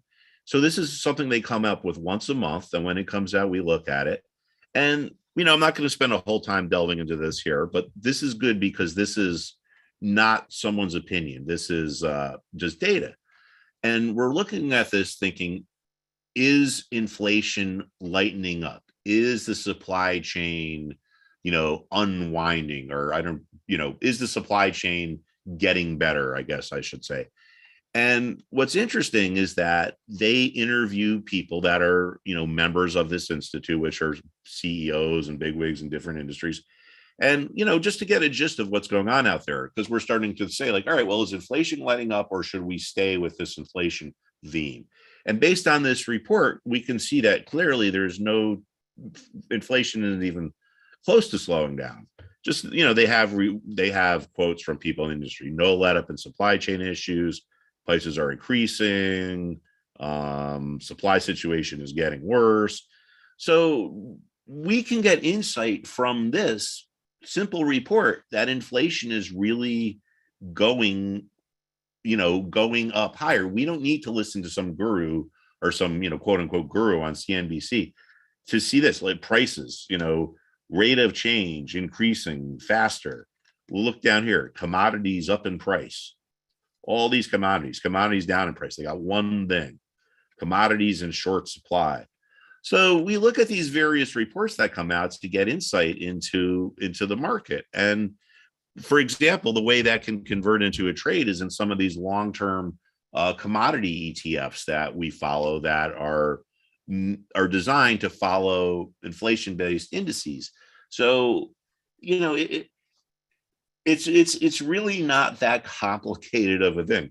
We're looking at a simple report. We're seeing that, a simple report that's available to everyone for free. We're seeing that according to the people in the industry, there's no, the supply chain is still an issue. Prices are accelerating faster than they had before. So that tells us, all right, well, we can still keep the inflation play, or the inflation trade in mind here. And this is something that no one's talking about. People are talking about rising interest rates, right? But the bond market is crashing. I'll just show you this ETF that shows us bonds. I mean, look at that, right? The bond market is actually crashing. This is an absolute bloodbath. And this could be bearish for stocks because people that are going to need to raise money from short bond positions or, margin calls are going to start selling stocks. So then we'll think, well, how will this turn into a trade? Well, we can wait for it to get oversold and maybe wait for a reversal. But the recurring theme is that we let the market give us our ideas as opposed to just coming with an idea and trying to set it to the market. We let the market tell us what to do. And, this is telling us that at some point there's going to probably be a big reversal here. And when it happens, there will be money to be made, but we have to wait. We just have to play the waiting game and wait for the market to tell us that it's turning and not try to guess when it's going to happen. But so we got that flight to safety going on where, money's coming out of tech, going into healthcare and consumer staples. We got this bloodbath going on in the bond market. We got prices are accelerating. So there are certainly valid reasons to be bearish on equities. But, one of the things we talk about in the class a lot, Rodrigo, is how to make money if the market goes down. And that's possible. In the old days, there wasn't much you could do. You could just sell and go to cash, right? Nowadays, you can buy ETFs that actually go up if the market goes down. So we'll be talking a lot about those this week as well. Right. Absolutely. And I remember, Mark, I think it was like in August when we were doing one of these sessions and only the people, I don't even know if Cypher was in here at that time because that was like before even the school started. You and I were doing a session. I think it was like somewhere in August on Sunday, I believe. And we were talking about oil. And obviously everybody hated oil back in 2021. Nobody wanted to talk about oil and all that stuff. But we were looking at the levels, and I remember we were looking at that $60 level. And that next Monday, including myself, we went out. Well, I went out. I know the students did because they told all of us, right? But we went out, we bought a lot of the oil stocks, right? Because Mark was looking at the oil ETF. We were looking at some oil stocks. I was able to make something really good with options because that's what I trade. I trade options, but I use Mark's expertise with charting because that's really what I need. It's the most important thing for me as a directional trader. The That's like the number one thing. If you're a directional trader with calls and puts, you need to know the right levels and momentum and all these things. Um, so yes, Mark, go ahead and like tell us really how this kind of thing formulated in your head. Well, this is oil, right? And this is, this is what you were talking about right here. And so it was the weekend of August 21st and 22nd. I don't remember if it was a Saturday or Sunday, but we talked about oil setting up for potential rebounds. And, even if you don't trade oil, and I would suspect you probably don't, oil stocks follow this. This could be a sign to buy ExxonMobil or, whatever oil stock. But the reason why I thought oil was going to reverse was very simple. It reached a level that was important, 62.50 to be precise, which was where it found a bottom in May. And at the same time, it was oversold. This indicator here, if this blue line gets below this horizontal red line, it illustrates oversold conditions. So why did I think oil was going to rally? Did I have some secret formula? Do I have a secret call in to some, oil sheiks? Am I tapped into the Energy Institute? No, I just saw it's oversold. It reached a prior support level and it rallied. Now, let's fast forward to shortly after Thanksgiving. This was the Friday where the whole Omicron news came out, right? The Omicron variant. So I think this is the Friday after Thanksgiving. Market sells off, goes lower. And what's amazing is that, we're talking about a market here that's with trillions and trillions of dollars, people all over the world. But yet somehow, what happens on this day? It gets down to 62.50, the same level it got to here. It was also oversold. What happened? It rallied. So, this was another, so this was a two banger here. Like got got this, and then we got this. But the point is that it doesn't really need to be that complicated. Just by recognizing which price levels are important. Let me tell you something, man. In my 25 years in the institutional trading world, on trading desks, I never heard anyone say the word Elliott wave. I never heard anyone say the word, Gann vary. I never heard anyone say, what's the Fibonacci retracement? But what I do hear a lot, or what I did hear a lot, was, hey, what levels are up? Where do the buyers come alive? Where do the sellers come alive? That's fancy traders talk for saying, where is their support? Where is their resistance? Like, let's look most recently now with oil, now that we're much higher. Hard to believe we were at 62 not too long ago. Look at this 95 level. Now, you don't need to be a market guru to know that this is an important level, right? It was resistance, support. We're in this downtrend here. If this downtrend line breaks and oil bounces off of this level here, there's going to be money to be made in various oil stocks.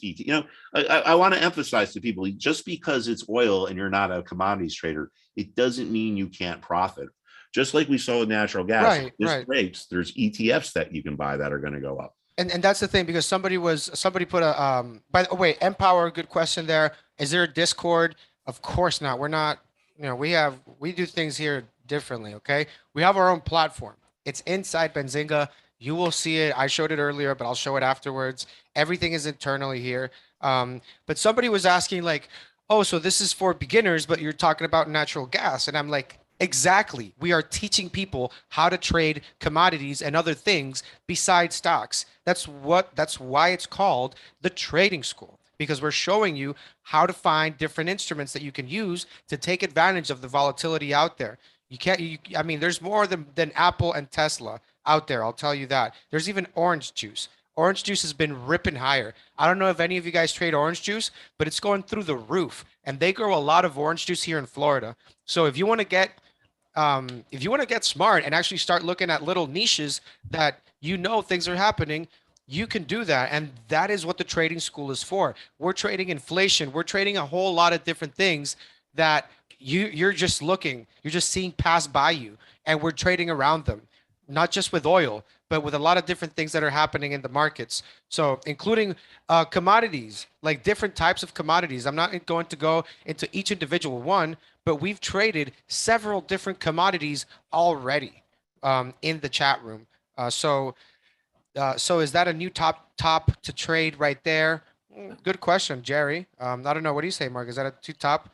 For Ever? orange, are we on orange juice? Yeah. What's going on with orange juice? Because I've been hearing about orange juice everywhere, and I bought some orange juice the other day. I didn't know there was a big deal going on about it, but it's gone up a little bit. The price I noticed. Yeah, I mean, from December to now it's gone from 9. I don't know how these are priced, but it's gone from 9 to 11. Yeah, and we one day we were just kind of going through a bunch of things, and one of our students is like, I guess they're in the restaurant business, and they said, man, you can't even believe what's going on with the price of butter. And and we actually, I mean, I have to admit, I didn't even know that there are futures on butter. Didn't someone trade? We have someone that's also trading cattle. Like, if you can make money on this, like, why not? We're trading the ETF. We're not going out there doing like buying cows and stuff. Yeah, We're I don't trading know if there's I ETFs. don't know if there's a butter ETF, but that's something that I would have never even thought to look at the price of butter. But this person, one of our students, they must have said it like right around here after butter went from 206 to 256. But some futures we can trade. We can trade wheat. This is an ETF, this wheat ETF. This is, it's not a perfect thing, but it follows close enough for our purposes. So All of these commodities have performed like 1,000% better than like almost every stock that you can show me out there. I would except Tesla, because Tesla had a huge rip higher, but the majority of stocks are down 90%, 80%, 70%, 50%. But then you have commodities which have been on a rip. So if you did not even know that you could trade that, maybe that would have, I mean, I don't know. If you here at any point have had a bad 2 months, 3 months, 4 months in the market, and you've only were trading stocks and you didn't know how to short and you didn't know how to hedge and you didn't know you could trade commodities, you should join the trading school, because you're literally losing money because you don't know like basic stuff that traders do and work together on. And you could do that if you're part of a community that actually you want to be a part of, not some like Wall Street bets, crazy ape stuff kind of thing, because we want you to actually make money. It's not just about being cool. That's not what we're here for. We're here to help you make money. Seriously. That's what we're here for. We're focused on it. We could trade the meme stocks too. I'm not saying don't trade them, but we can also find other things besides stocks and generals, ETFs that follow trends that we can discuss. And we do that. You discuss trade ideas, setups, and you do that with the students. And keep in mind, as a student, you guys are literally discussing trade ideas with a former hedge fund manager that traded right next to Steve Cohen and Mario Gabelli. You have to use this man's time wisely. I'll tell you that, for trades and things. Well, thank you, Rodrigo. but yeah, it's you'll notice that this is the S&P. The market here started going down. The market peaked right when inflation really started to take off. And let's see, I just want to bring up the inflation. Okay, yeah. So this is a benchmark that's widely followed, the CRB index. It follows, it's a basket of things, everything from, energy, agriculture, steel, I think even burlap, all these various commodities. So this is, something that we talk about, whereas, the Fed claims that inflation is running like, 7 or 8%. And, I think that that's a vast underestimation. And the reason why I think that is because this CRB index, which we're looking at here, is up 35% since the beginning of the year. So I don't know. I mean, I'm not an economist at the Fed, but the way I learned math was that if something is up 35% in 3 months, I don't know how that equates to being up 7% in a year. All right. And, so I don't mean to be funny because, it's humorous in a way, but in another way, it's reality. I mean, it's a bad reality is that these prices are, inflation, not only is it not showing any signs of slowing down, it actually looks to me like it's accelerating. So what does that tell us? Well, we want to think about maybe buying stocks that are based on commodities. Yeah. So you have a game plan. So here's the thing, guys. I'll let you guys know that um, the big boys, they have a game plan. They know what to buy when certain things happen. Mark has the game plan. Okay, he's got the blueprints. So obviously, we chop it up in the trading school, right? That's what we do every day there. Um, of course, Jerry. But like that's the thing. I mean, look at it this way. And this is why I think it's so important that you need to you should get educated so that you can actually determine, hey, is this BS or should I like look at this or not? Like for example, that person who thought that that Christmas rally was a guaranteed scheduled thing and put all their money on calls just because CNBC was saying that the Christmas rally was coming, and there was never a Christmas rally. It was just a Christmas crash. Um, and then, that's one thing. Then you have other people that are just trying to follow. For example, if you were to believe everything that the Fed was giving you out of the mouth, you'd be like underwater big time, right? So if you need to make your own, not just make your own assessments, but be part of a community that discusses these trade ideas, and obviously with a mentor, an educator that knows what they're talking about. Because from the get-go, Mark, you and I were talking about inflation, and we knew that this whole transitory thing was, I mean, it just sounded so off, and then you're looking at things like eggs and milk go up half or double in price, and they're telling you it's just gonna, transitory. And then you see all these other things happening. You see oil. It's like, let's not fool ourselves here, right? And if you were that trader who actually discussed the trade idea with us in the school, you would have been on the right side of the trade, despite the Fed talking about something else, right? Well, let's talk about the Fed because first of all, these are the same people that last year were saying stuff was transitory. All right. I've been talking about, I first, or whatever, pat myself on the back here. But before I came to Benzinga at the prior place that I was working, I first started writing about inflation in August of 2020. And that was right here. And the reason why I said that is because of what was going on in copper, right? Copper prices, copper is a really big indicator of the economy. It's a good gauge of the economy. So from March to August, copper went from 220 up to 290. That's when I first started saying, man, there is inflation out there. So I don't know, maybe these guys at the Fed, I don't know, Rodrigo, maybe you should call them up and see if they'll sign up for the class because I think seems like they kind of need it. But they've been wrong. And now I want to show you guys something that we're going to be real, and they got to pay full price too, man. No discounts. No discounts for the Fed. Powell, give me a call, brother. Okay, we need to get this thing straightened out, man. Like, and if Jay Powell was right here right now, I would say, dude, what is going on in the trucking sector, and what is this telling us? Look at this. This is just one random stock here, JB Hunt. There's no specific news. These things, I mean, look at that. That's like a crash. This is a trucking stock, JB Hunt. There's another one like Ryder. So two things to look at. One is what are these telling us? Are these, in my mind, it's telling me that the economic slowdown that people are talking about is going to be here much faster than people think because the markets are a leading indicator. But it could end up at some point too, all of these stocks, even though the future for them, I don't know where they're going to be in a year or 6 months, But I know that when things look like this, So there's some kind of reversal is imminent. So we're going to be watching those this week. yeah, so there was a couple things that happened, and I don't know if there's a combination of things. I know the railroads reported not so good numbers. And I guess you can attribute part of this to maybe things being more expensive and less people are buying things. Like, here's the thing. I'll give you a couple things that I saw today. Not today, but like for the past week here in Florida. There's some railroads here in Florida, right? And I see these trains pass by. I used to see the trains pass and they were loaded to the teeth. Everything, like you could, I swear to God, there were like people on top with sacks. These were like packed, like railroads, that were going through.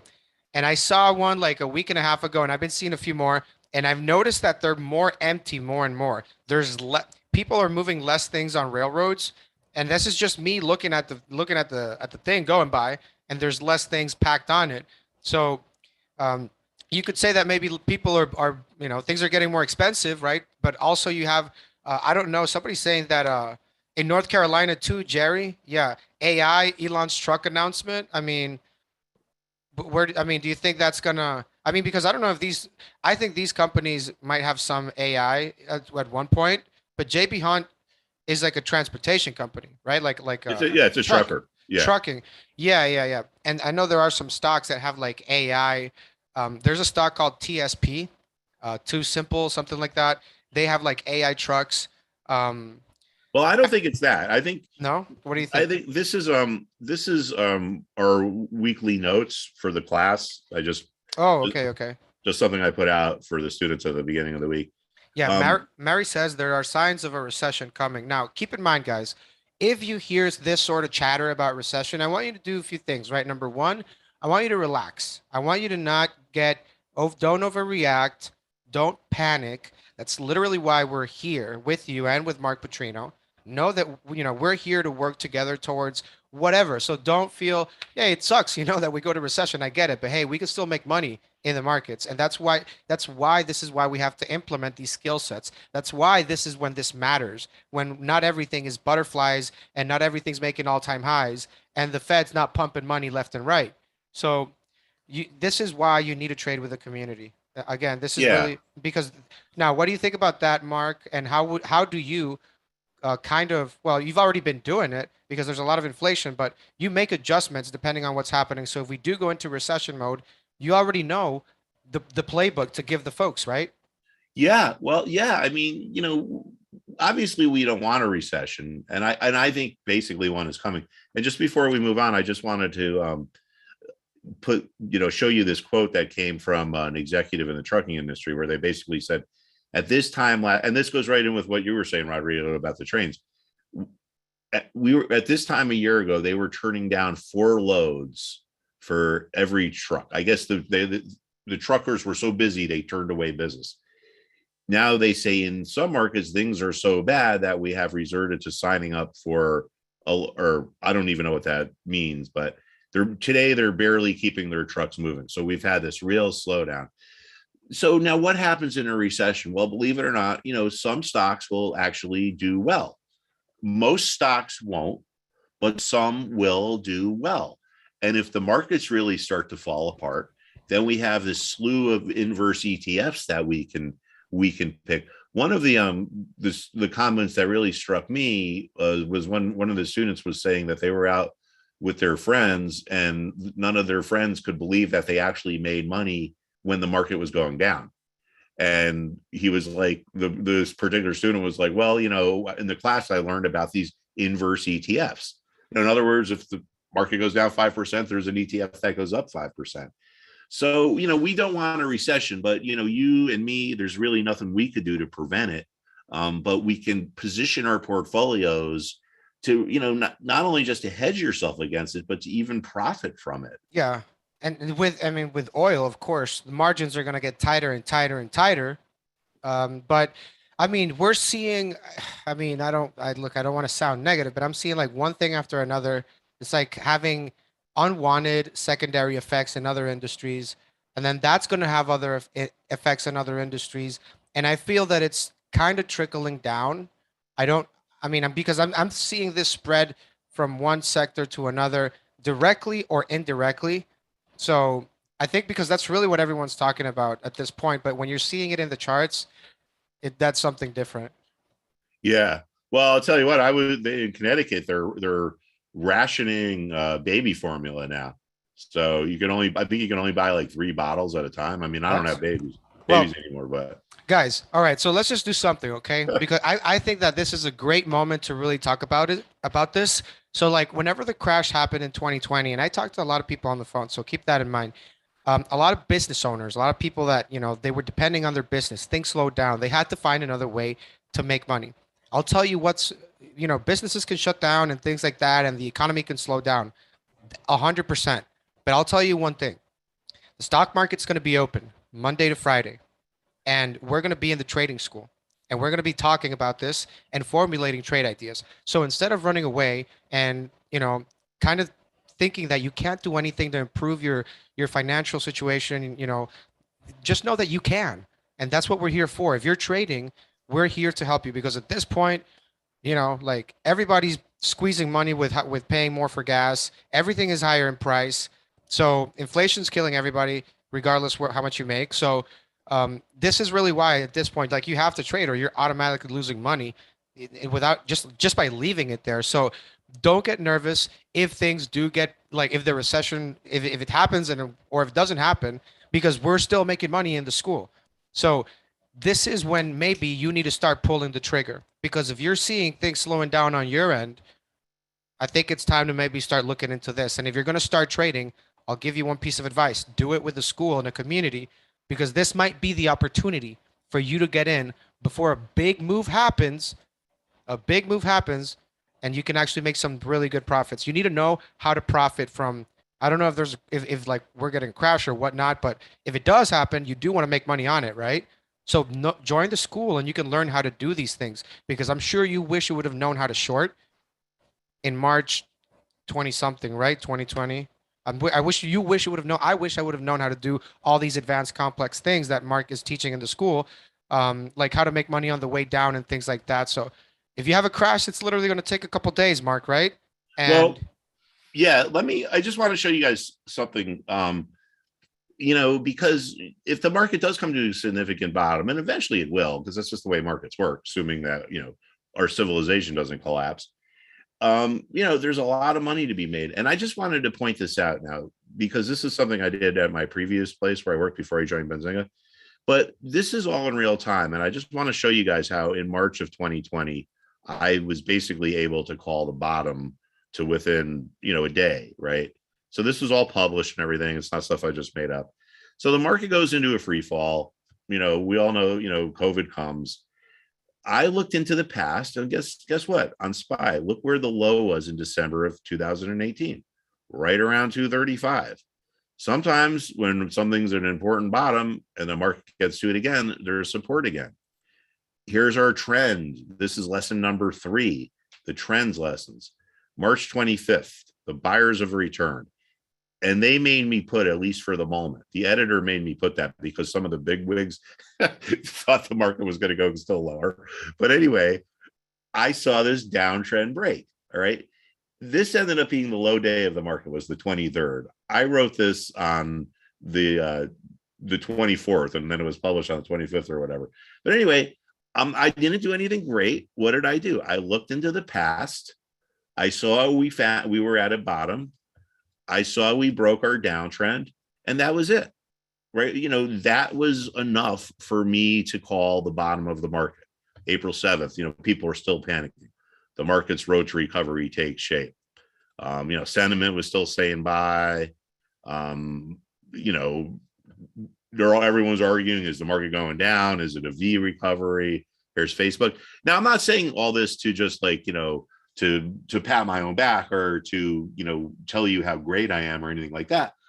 What I'm saying is that just by simple things, just by looking where there was a low in the past, I was able to not predict, but deduce that there was a good chance, not a guarantee, but a good chance that's where the sell-off would come to an end. And I'm just going to, show you that here. So that was December of I'm sorry, March of 2020, right? So this is where the bottom was here. And look back here in December of 18. So, this is why you guys got to these things could happen quick. So I think that's a good reason to, be in the school because, a move like this, this could be your best trade of, Your life. Yeah. Yeah. You could get some, you could have loaded up the boat down here on options on leveraged ETFs and you could have. That's a lifetime opportunity right there. That is a lifetime opportunity to get that. And that's really why I need to know how to do the stuff when it happens, right? Because otherwise you're going to scramble, you're not going to know what you're doing, and you're just going to end up making money trying to figure things out and trying to catch up. You're just going to start with the wrong foot, honestly. And that's not the point of this. We want you guys to start the right way with the education. That's very important. I agree 100% there. Mark. Yeah, and that was nothing, it was nothing other than recognizing a level and recognizing a trend break. And that was the bottom. And it's easy to think about that in hindsight, but we have to remember in March of 2020, the world was really in a panic with this whole COVID and the pandemic, and no one knew what was going to happen. But it looked to me like it was pretty obvious that the market was at a bottom, and sure enough, it was.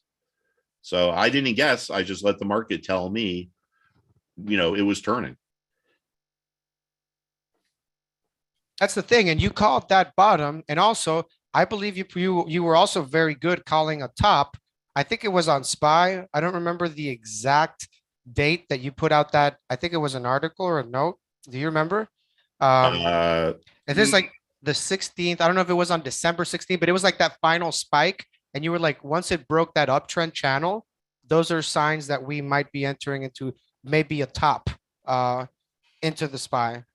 Yeah, now I think I know what you're in December. It was like around December, late December, and you pretty much like it with. And again, this started all from your technical analysis, your charting. The market is trying to tell you something, and if you don't know how to understand the language, you're not going to be able to identify that message.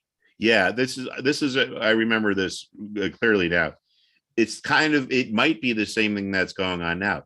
These are our consumer staple stocks. This big rush into consumer staple here, these stocks usually don't trade like this. These are, boring stocks. They're staples. They're not biotech. This was showing us a flight to safety. This may be showing us a flight to safety. But yes, this big move higher, I don't remember the date I put it out, but the big move higher in consumer staples is one of the reasons why I thought that we were getting near a top.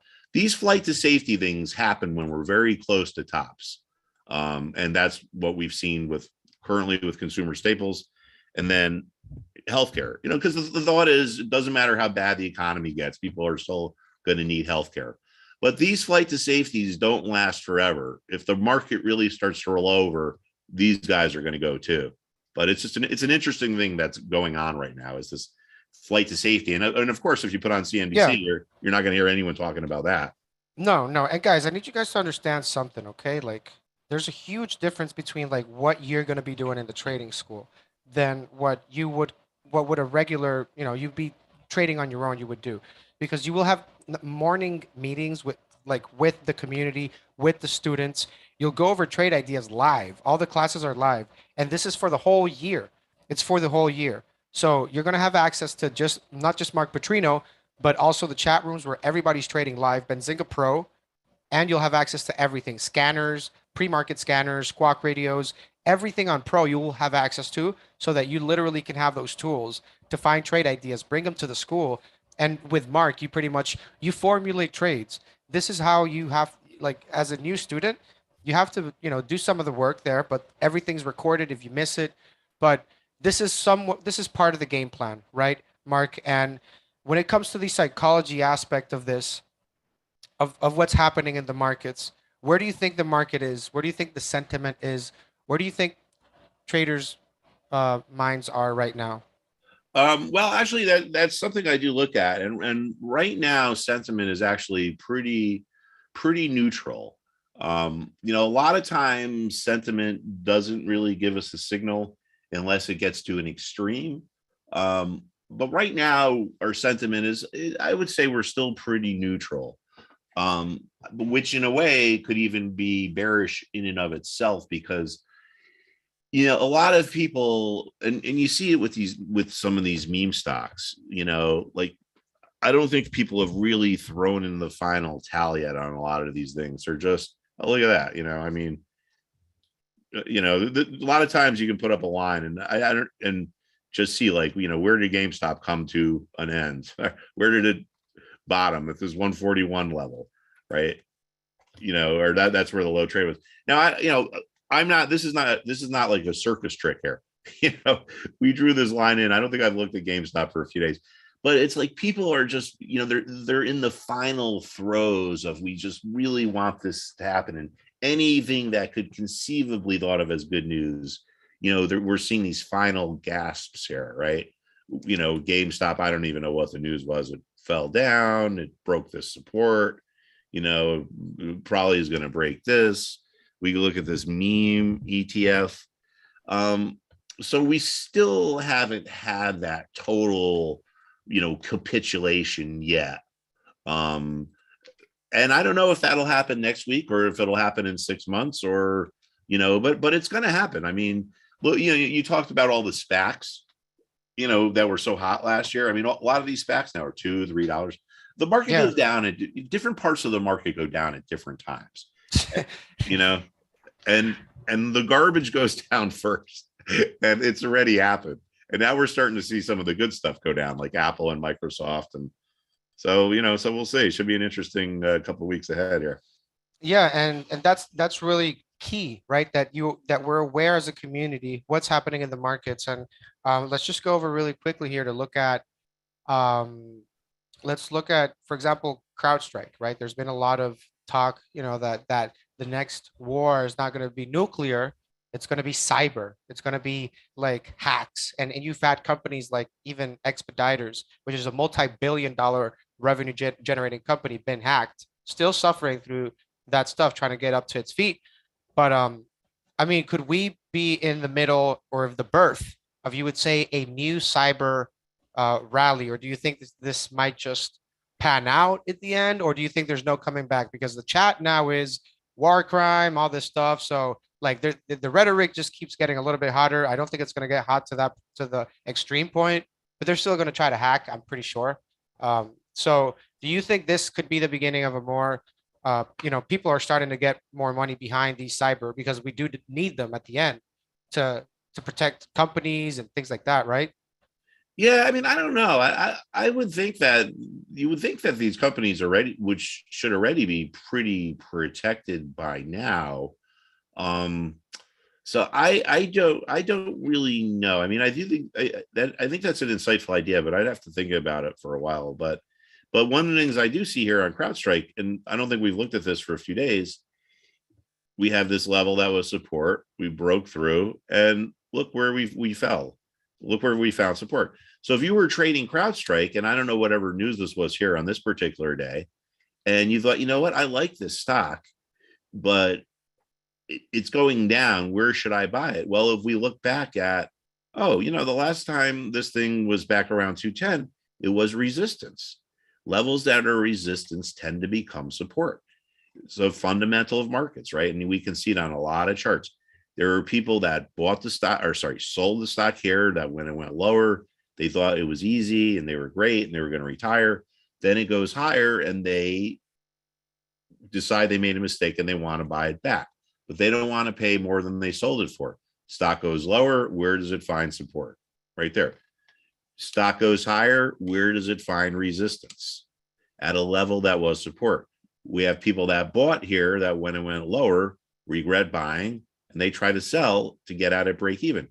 So we see this shifting of resistance becoming support and support becoming resistance, because we have buyer's remorse and seller's remorse. And, you look at almost any chart, you can see, clear resistance level up here, clear support level down here.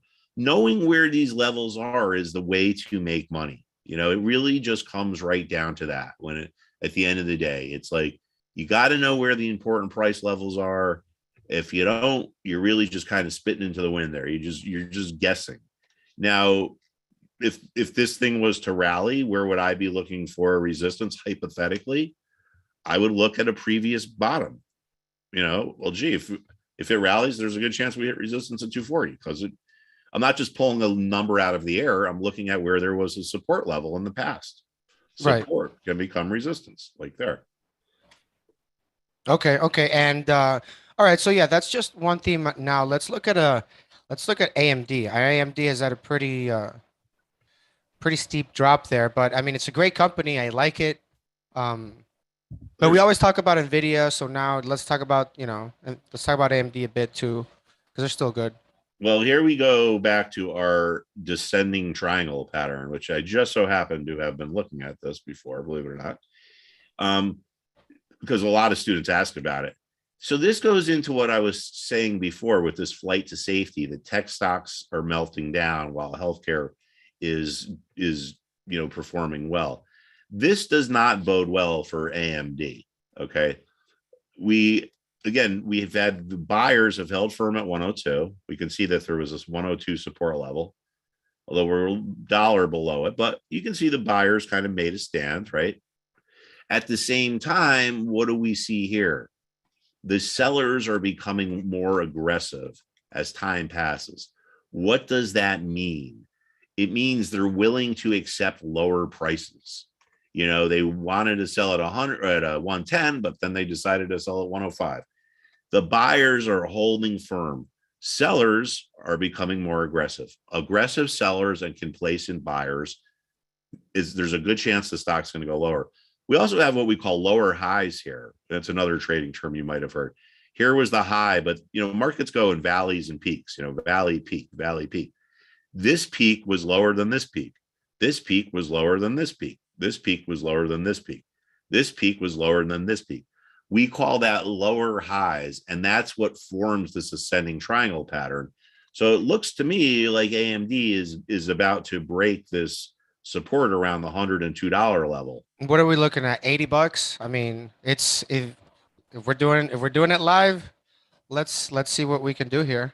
My target for this would be we're just talking technicals here now. We're not talking about where the stock is going to be in 5 years or 10 years. So let me pull all this stuff off here. So all right, so we're thinking we're going to break this level, right? Oh, you can see it was support back here too. So let's call it let's just call it 100 just to make it even, just an even number, right? So we can see it was support back in September. Now it's support where we've had this descending triangle pattern. We're sitting right on it. And just for a trade, not talking long term, my guess is we find support probably right around here, around 95, because it was a former peak. We ripped up through this level, so there wasn't that much trading in this zone. So short term, I think if AMD breaks 100, it's going to get to 95 probably within a matter of hours. Yeah, not even days. And Cypher says he already has puts on AMD. Cypher from the school, but I'm looking at this stock and I'm gonna be honest, man. Like it looks like it might go down. Just looks like pretty bearish to me on that downtrend. But the good thing is that you can analyze this live with the students in class. So let's say Monday something happens, something triggers, right? You would do it with the students. Like, I mean, at least you would watch it live with them, right? Like, I mean, Oh, if yeah. something's happened, like, hey, can you see AMD is crash and look, who knows if it happens, guys? Like, but maybe it doesn't break down. Maybe it rallies, for a higher for, maybe it forms another lower high before continuing to go lower. But what we know, I mean, I personally, I think it's the market. It just looks weak. I think it's going lower. But beyond that, when things get to important levels, they tend to move. They don't really tend to stay chill. Something gets to an important level, it bounces. It either breaks down or it bounces. But it tends to make a tradable move one way or the other. Yeah, I mean, at this point, these stocks are down so much that they start looking a little bit attractive. So you never know if the buyers should step in. right? It's really no way to tell, really. But Well, but we don't guess. We wait. right, We wait for the either the break or the you know um confirmation, right? So you get confirmation, and that's really what you're teaching them, right? Levels. This is really so. Here's the thing. I just want to so you guys see when Mark is really analyzing a trade, like we're trying to do it live right now, right? But keep in mind, once you learn all these 8 chapters, once you start learning all these chapters, you're going to be able to implement every single one of them live as you do this on your own. Which I mean, you should do it with us, with the community, with Mark. But if you ever want to, once you learn these skill sets, you'll be able to do them on your own for trades that you want to make, and you'll be able to apply every single of those lessons to your trade. And that's what I mean by having a plan and a strategy, right, Mark? yeah, absolutely. Because if you're just guessing, you might have a couple wins, but in the long run, you're going to fate will catch up with you. And some of the things I've seen, Rodrigo, that are it's almost even worse if someone starts out with a couple profits. Because if someone starts trading and they make a couple losses, then they kind of think like, well, I don't really know what I'm doing, so maybe I should join a class. If someone like if their first couple trades are really profitable, then they think like, oh, this is easy. I don't need to go take a class anywhere. And then they end up like putting all their eggs in one basket, and they get hurt even worse. So yeah, I tell people if you're going to guess, just go to the casino, because at least maybe you can get some free drinks out of it. If you want to lose money, at least you get some free drinks.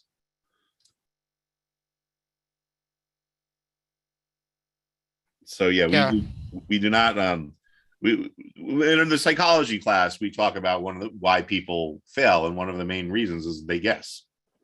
So Right, and that's the thing. Like sometimes it's also just emotions, or it's the social media aspect where it's like, oh, look at this is trending, like oh, this is trending number one. Like let me go all in here, um, you know what I mean?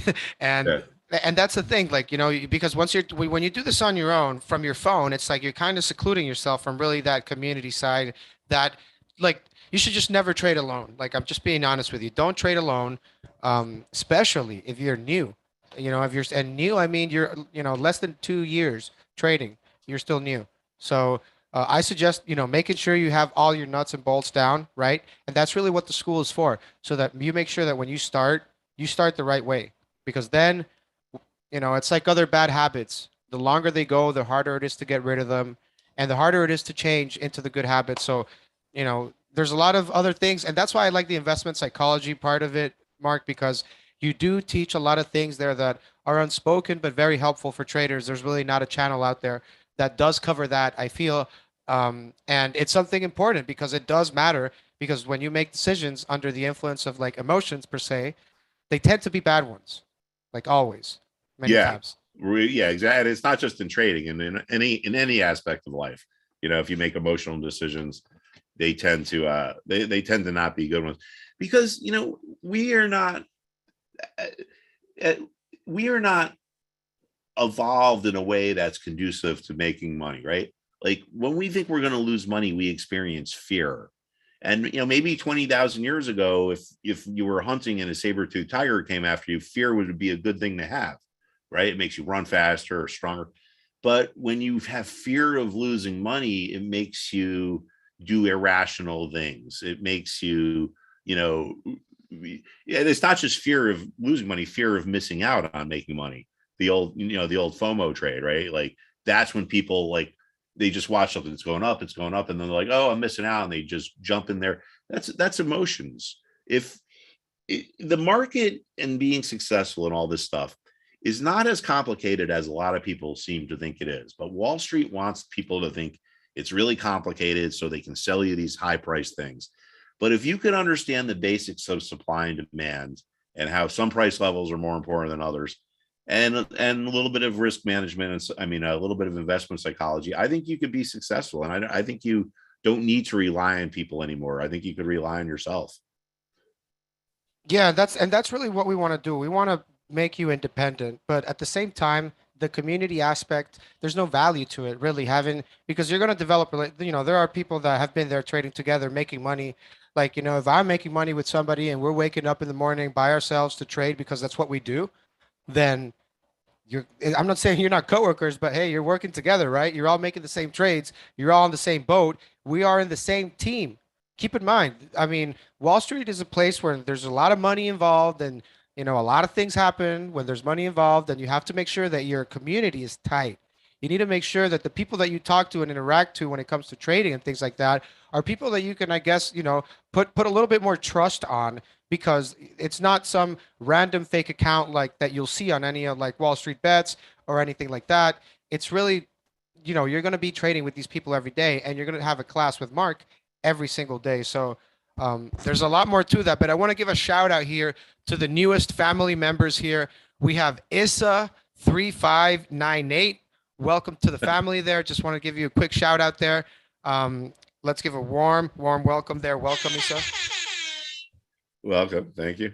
And really, this is the beauty of the school, really, because it's better to have you, like, more eyeballs on different stocks, and they just bring them up to Mark, and literally, like, it's all a tee up, and then from there Mark is like, he's been doing this for like 20 plus years. This is the person you want to ask about a stock, what should I do and things like that. But yeah, good chart there, Mark. And so what are your thoughts on a firm right now, the stock? Where do you see it right now? Let's go through the whole process here with your technicals on this company. All right, let's see. A firm. What stands out here?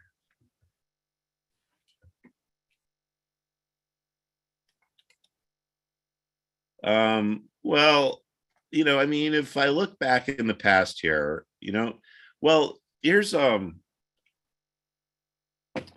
is another example of where we see the importance of these particular levels, right? So we talked about how certain levels that were support can become resistance.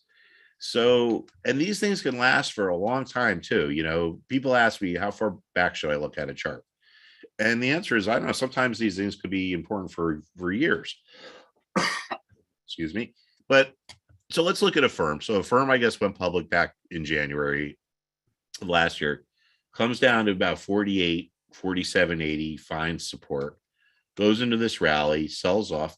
Where does it find support again? Right at the same level that it did back here. It breaks down, goes lower, rallies. Where did it hit resistance? It didn't roll over here just, for some, from some random chance or random coincidence in the universe. It ran into resistance right at this level because it was support before. So how could this help you? Well, say you bought a firm when it was down here and around $30 and it's rallying, and you say to yourself, I got this profit here in a firm. What should I do? Where should I sell it? You know what? I'm going to sell it if it gets to 50. Okay. Makes sense. You bought it at 30. You want to sell it if it gets to 50 because you didn't know that there's this important level out there. So what happens? A firm gets to 48.50 or 48.70, never gets to your level, and now the stock is all the way back down to 38. So instead of you buying it at 30 and selling it around 48, you still hold it, and now it's down to 38. So had you known that there was this important level, you could have thought accordingly and placed your sell order below it. You generally don't want to place your sell orders above support levels because they may not get there. So now the next question is, all right, well, what should I do now, Mark? Well, I would say that to me, it looks like it's probably going to keep going lower. And, there might be a little bit of support around the current level because it was resistance here. I'm sorry about that. Right there, right? See, resistance becomes support. But, my guess is that this keeps going lower and, probably retest. If tech really starts to move lower, like it looks like it's going to, I think this thing could could give up some more here. Maybe find support down around 26. Right. It was here. And let's just say, for example, Mark, why you have about like 8 chapters, right? So there's 8 chapters, and you will the students see 4 chapters a week. So that means that in 8 weeks, you will have seen at least one session of the entire, of course, for the year.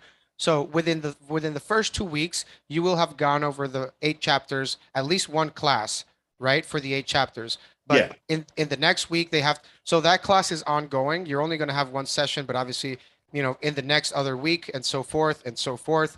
Now, once you get to that year, to some people it can take them more than one year, but that's fine. It's not like we have a limit on how many times you can take the classes or nothing like that.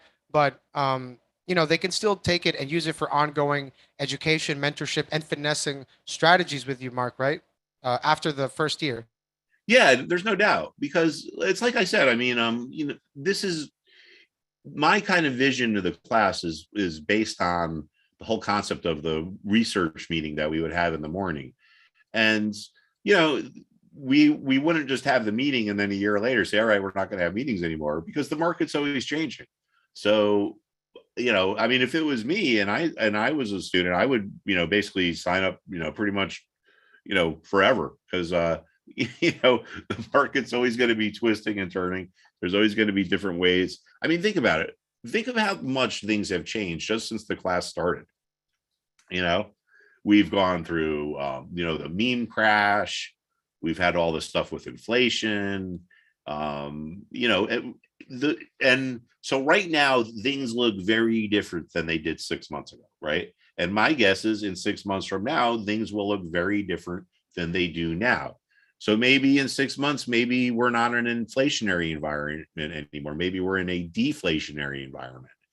Then we position ourselves accordingly for that. So, the fundamentals don't change, right? It's the fundamentals don't change, but the market, it's an oxymoron, but it's like, the only thing that's true about the market is it changes, but it never changes. It's just like history repeats itself, but just with different names and different faces. But yeah, I mean, if you want to really have a pulse, or your finger on the pulse of what's going on in the markets, then the class is a good place for you to be. Like, just to go back to this one example, which I brought up before, had you just listened to CNBC or, whatever, and the market was going down here, actually, I'm just going to bring up the tech sector because it shows it a little bit more dramatically. So when we were back here, what did you hear? Markets down on Ukraine, markets down on Ukraine, markets down on Ukraine, markets down on Ukraine, markets down on Ukraine, markets down on Ukraine.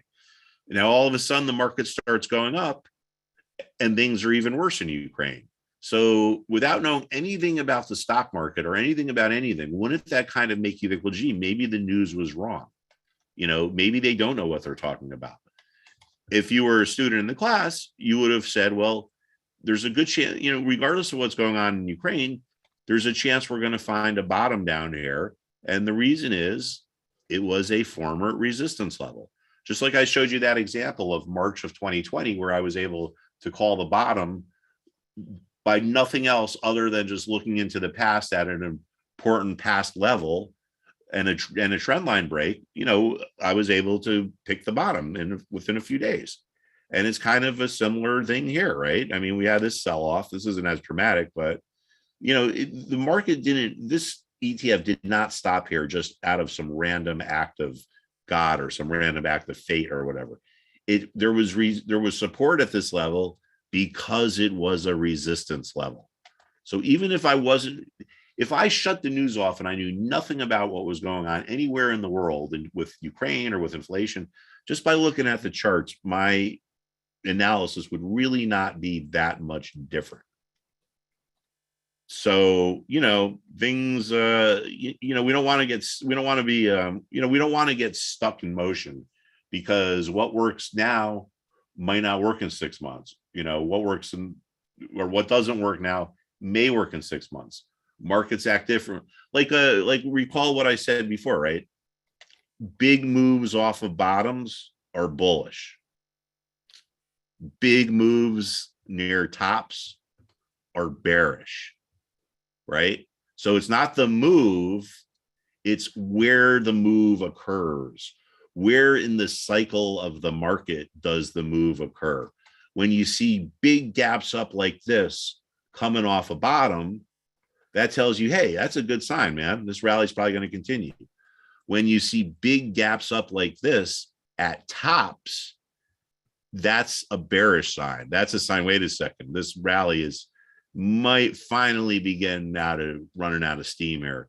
So until you go through like different market cycles, you know, well, I don't want to say it like that, but if you stick around long enough where you go through these various market cycles, you'll start to really understand these different things, how what works now may not work in a week, and what works in a week may not work now.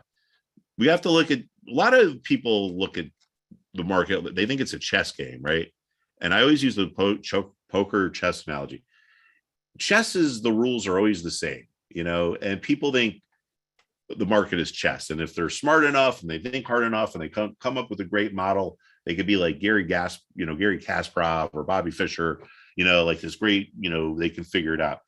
But ultimately, what we're looking at here is human behavior. We're looking at irration, we're looking at emotions. We're looking at hope here, greed, driving things higher.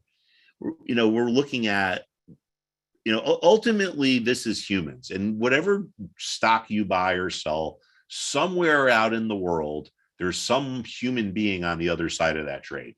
Now, why I make this chess golf chess, I was just on the golf on TV, but chess poker is because in chess, the rules are always the same. In poker, the rules might be the same, but the game changes because the person you're playing is a human and they have different emotions, and that's going to affect their behavior. So, we'll never, at least I think in our lifetimes, Rodrigo, be able to completely mathematically figure out the market. Because if it did, someone could, it would probably cease to function. But by understanding people make irrational decisions, that lets us, people that are trying to be rational and logical, make money. Yeah, absolutely. And you have the syllabus. I don't know if you can pull up the syllabus there, Mark. I don't, but I know it in my head. So yeah, so I mean, basically for those that just joined here, like I mean, pretty much because all these things that you're teaching them, they're asking like, how can I learn this, right? But of course you could join the school, but can you go over some of the chapters and really how you think those specific chapters are help traders, become successful? Yeah, let me see. Um, hmm. Yeah, let me just bring up our introductory presentation. And all right. So yeah, okay. So I'll just Yeah, go through some of the and classes there. and as Ashley is saying, this is so informative. And if you think this is informative, really, because we're trying to pack this up, if you join the school, you're gonna see what Mark does because it's every day. He goes over a lot more. He goes in the weeds with you guys, right? We're not going in the weeds here with everything. If you think so, I mean, you're gonna love the school. If you want to learn, if you truly want to learn, the school is for you. I promise you that. Well, all right, I'll just quickly go through it. So these are 8 classes. So basically classes 1 through 4 go Monday through Thursday, and then Friday is our like free open class. And then, the following week, 5 through 8 goes Monday through Thursday. So you don't just take the 8 classes and then that's it. We never see you again. After the 2 weeks, we start again and we review the principles. And then after we review the principles, we look into the market levels. Certain price levels are more important than others. We talk about how some levels can be important for months, years. We could talk about how resistance can turn into support, support can turn into resistance, why this happens. But then we go into the actual market in real time and look for levels that are important that we could maybe trade off or trade around. Lesson number 2 is trends. Things are always doing one of 3 things: going up, down, staying the same. So we can identify when trends change. That's every trader's dream, is being able to catch the trend change. That's why you're here. So we talk about how you could use trend lines or moving averages or maybe reversal pattern. We talk about momentum. This is class number, what is this one?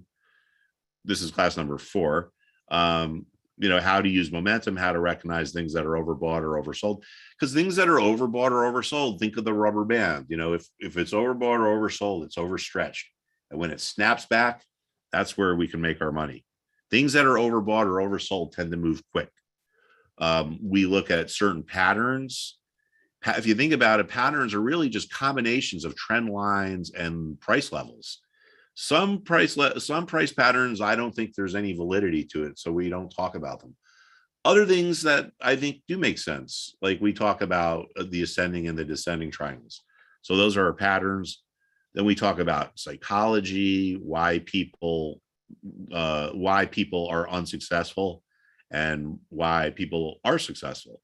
And that has a lot to do with investment psychology and understanding the concept of risk management, which is how much money do you put into each stock? Say you're going to buy 2 stocks and one is really, really, really, really volatile and one is really, really, really stable. Would it make sense to put the same amount of money into each one? Or would you put less money into the one that's really volatile? These are the type of things that we talk about when we talk about risk management. We go over the market, the various parts of the market, how we look at the different sectors. And then class number 8 is where we talk about trading models and trading systems. Oh, and here's the Twilio. This is the Twilio trade, which I was showing you guys before, but this came from one of our students where we had this big sell-off and we found support at a level that was support. We had the huge volume. We rallied back up here to 312. So this idea came from these things. We found an important level. We saw the momentum was overextended. We could talk about how support became resistance, resistance becomes support. So we really stick with these basics. It's not it's like it's like if you go and you take karate, right, and you become a black belt. Well, black belts still have to practice the white belt maneuvers to just build them into your subconscious, right? If you're a concert guitarist or classical guitarist, or if you're some famous guitar player, well, you still have to practice your scales every day to drill it into your subconscious. And that's kind of what we're doing here, I think, Rodrigo, with just the reinforcement of these fundamentals, of market fundamentals, and then they convert into potential trading ideas. This, I think, here is one of the first things we saw in the class, where the class started right at the end of September. And as we were going lower, we thought there was a good chance there was going to be support for healthcare here because it was a resistance level around the 125 level. So, some students were able to go out into the markets and we look for where's the best way to get the most bang for our buck, so to speak. What's going to move the most. But it all came from this simple concept of recognizing a level that was important resistance can convert into important support. So these are what we talk about every day. Let's see here. Yeah, let's go over some other trades and setups that you've been able to successfully apply, right? These lessons that you're teaching in the school. Well, we have this Carnival cruise. This is another one where we do some of these technical models here too. And we have this model that we put together down here on the bottom of this chart. And we can see that when we got this crossover of these lines, I mean, I can't explain in the time we have now how this was calculated, but you could see that this ended up being a really good system for Carnival cruise. This is a little out of date, but the same models, still work now. So basically the system is really simple. When the blue line crosses the red line, it's a buy going up. And when the blue line crosses the red line going down, it's a sell. So this is what we would call an example of like a quantitative trading model. Some people don't want to think about things like trend lines and support levels because ultimately they're, subjective. They're someone's opinion. People that want to take all of the guesswork out of it can focus on just pure mathematical things like this, where we have this type of a crossover or a moving average crossover. Like we can look at our charts. Let's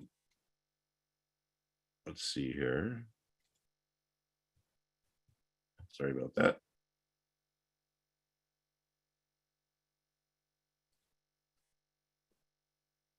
And I just want to show you guys something pretty cool. All right, so we'll go back to AMD.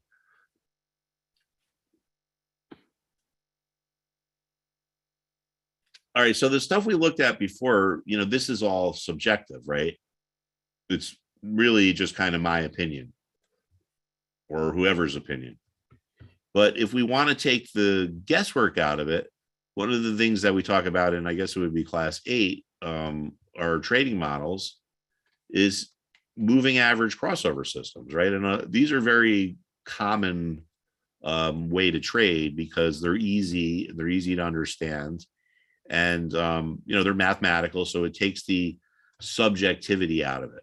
So I'm just going to put in here real simple 20-day moving average and a 10-day moving average. Let's make this 10.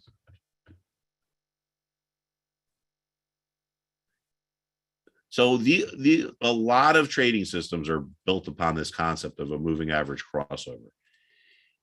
If you think about it conceptually, right? If we take the average price of the last 10 days, that's what this blue line is. If it's lower than the average price of the previous 20 days, then there's a good chance it's going lower, right? Makes sense. Our more recent prices are lower than our longer term prices.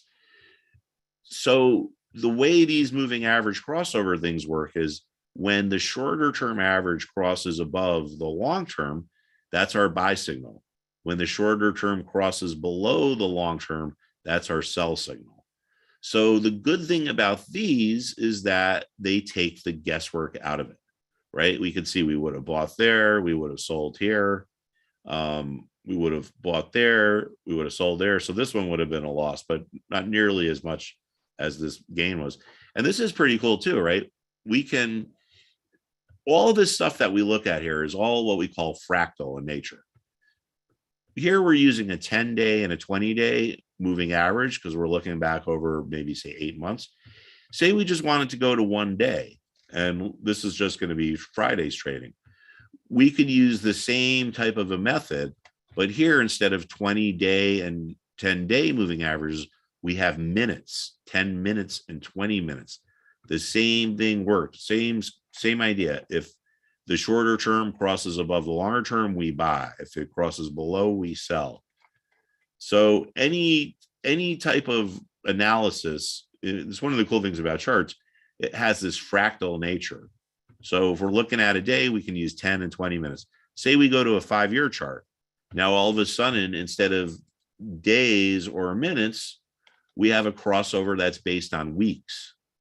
So this would be for a longer term trader, or what we call a swing trader, or someone with a longer term type of outlook. If the shorter term crosses above, we go buy, and if it crosses below, we sell.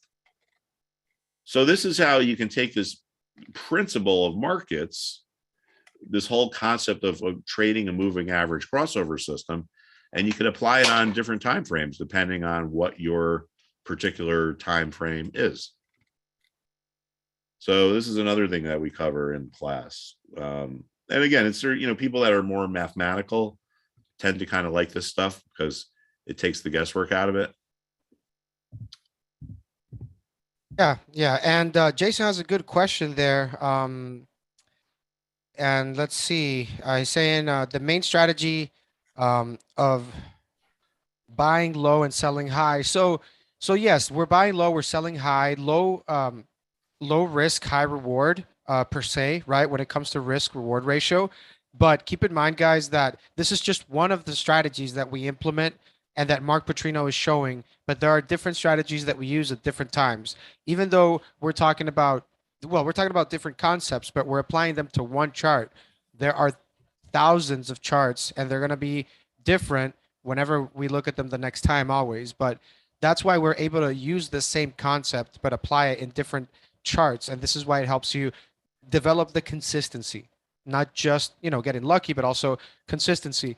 Um, absolutely, absolutely. And Jerry, so yeah, this is a good trade, Mark. And this is what I mean, you do this with the students every day. If they ask you about a stock or an ETF, you pretty much go over this with them, correct? Yeah, yeah. I mean, sometimes we can't come up with anything, but other times we do come up with stuff, you know. So yeah, it's pretty interactive. I'm just looking at Tesla here.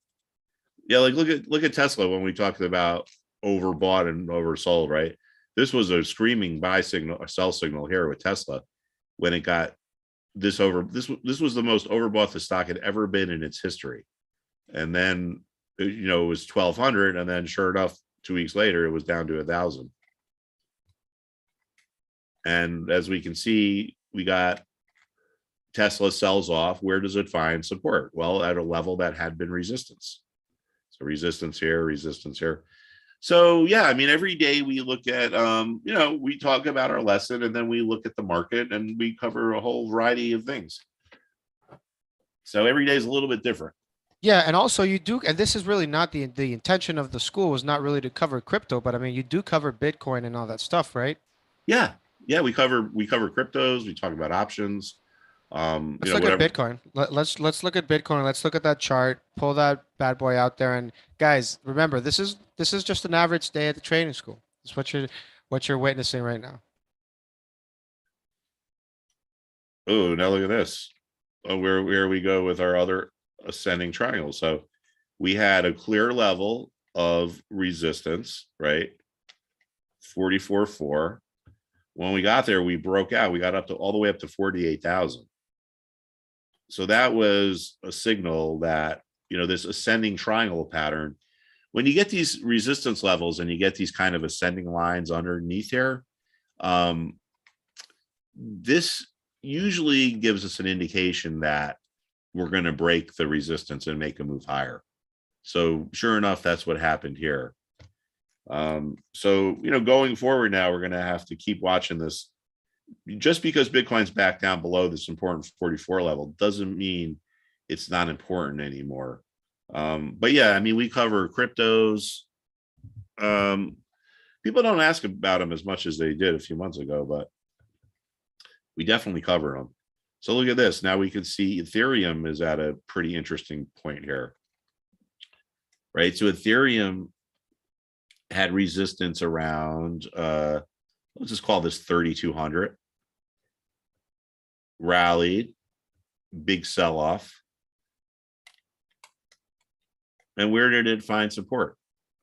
The level that was previously resistance. So if you saw, if you thought Ethereum, if you wanted to buy Ethereum and it was going lower, instead of just guessing whether, this is the time to buy or not, what you can do is look into the past on the chart and look for clues as to, where the market might stop moving, where it might find a bottom. Sometimes markets, when they sell off and they get to levels that have been resistance, like we've seen, they find support. So these principles that we're talking about with charting, how levels shift back and forth between resistance and support, it applies to any market. Any market that is liquid enough. It's whether it's a commodities market, a real estate market, stock market, it's the same principles apply. So these are things that we look at every day. And yeah, I mean, so far it's good. It's fun teaching. I like doing this. I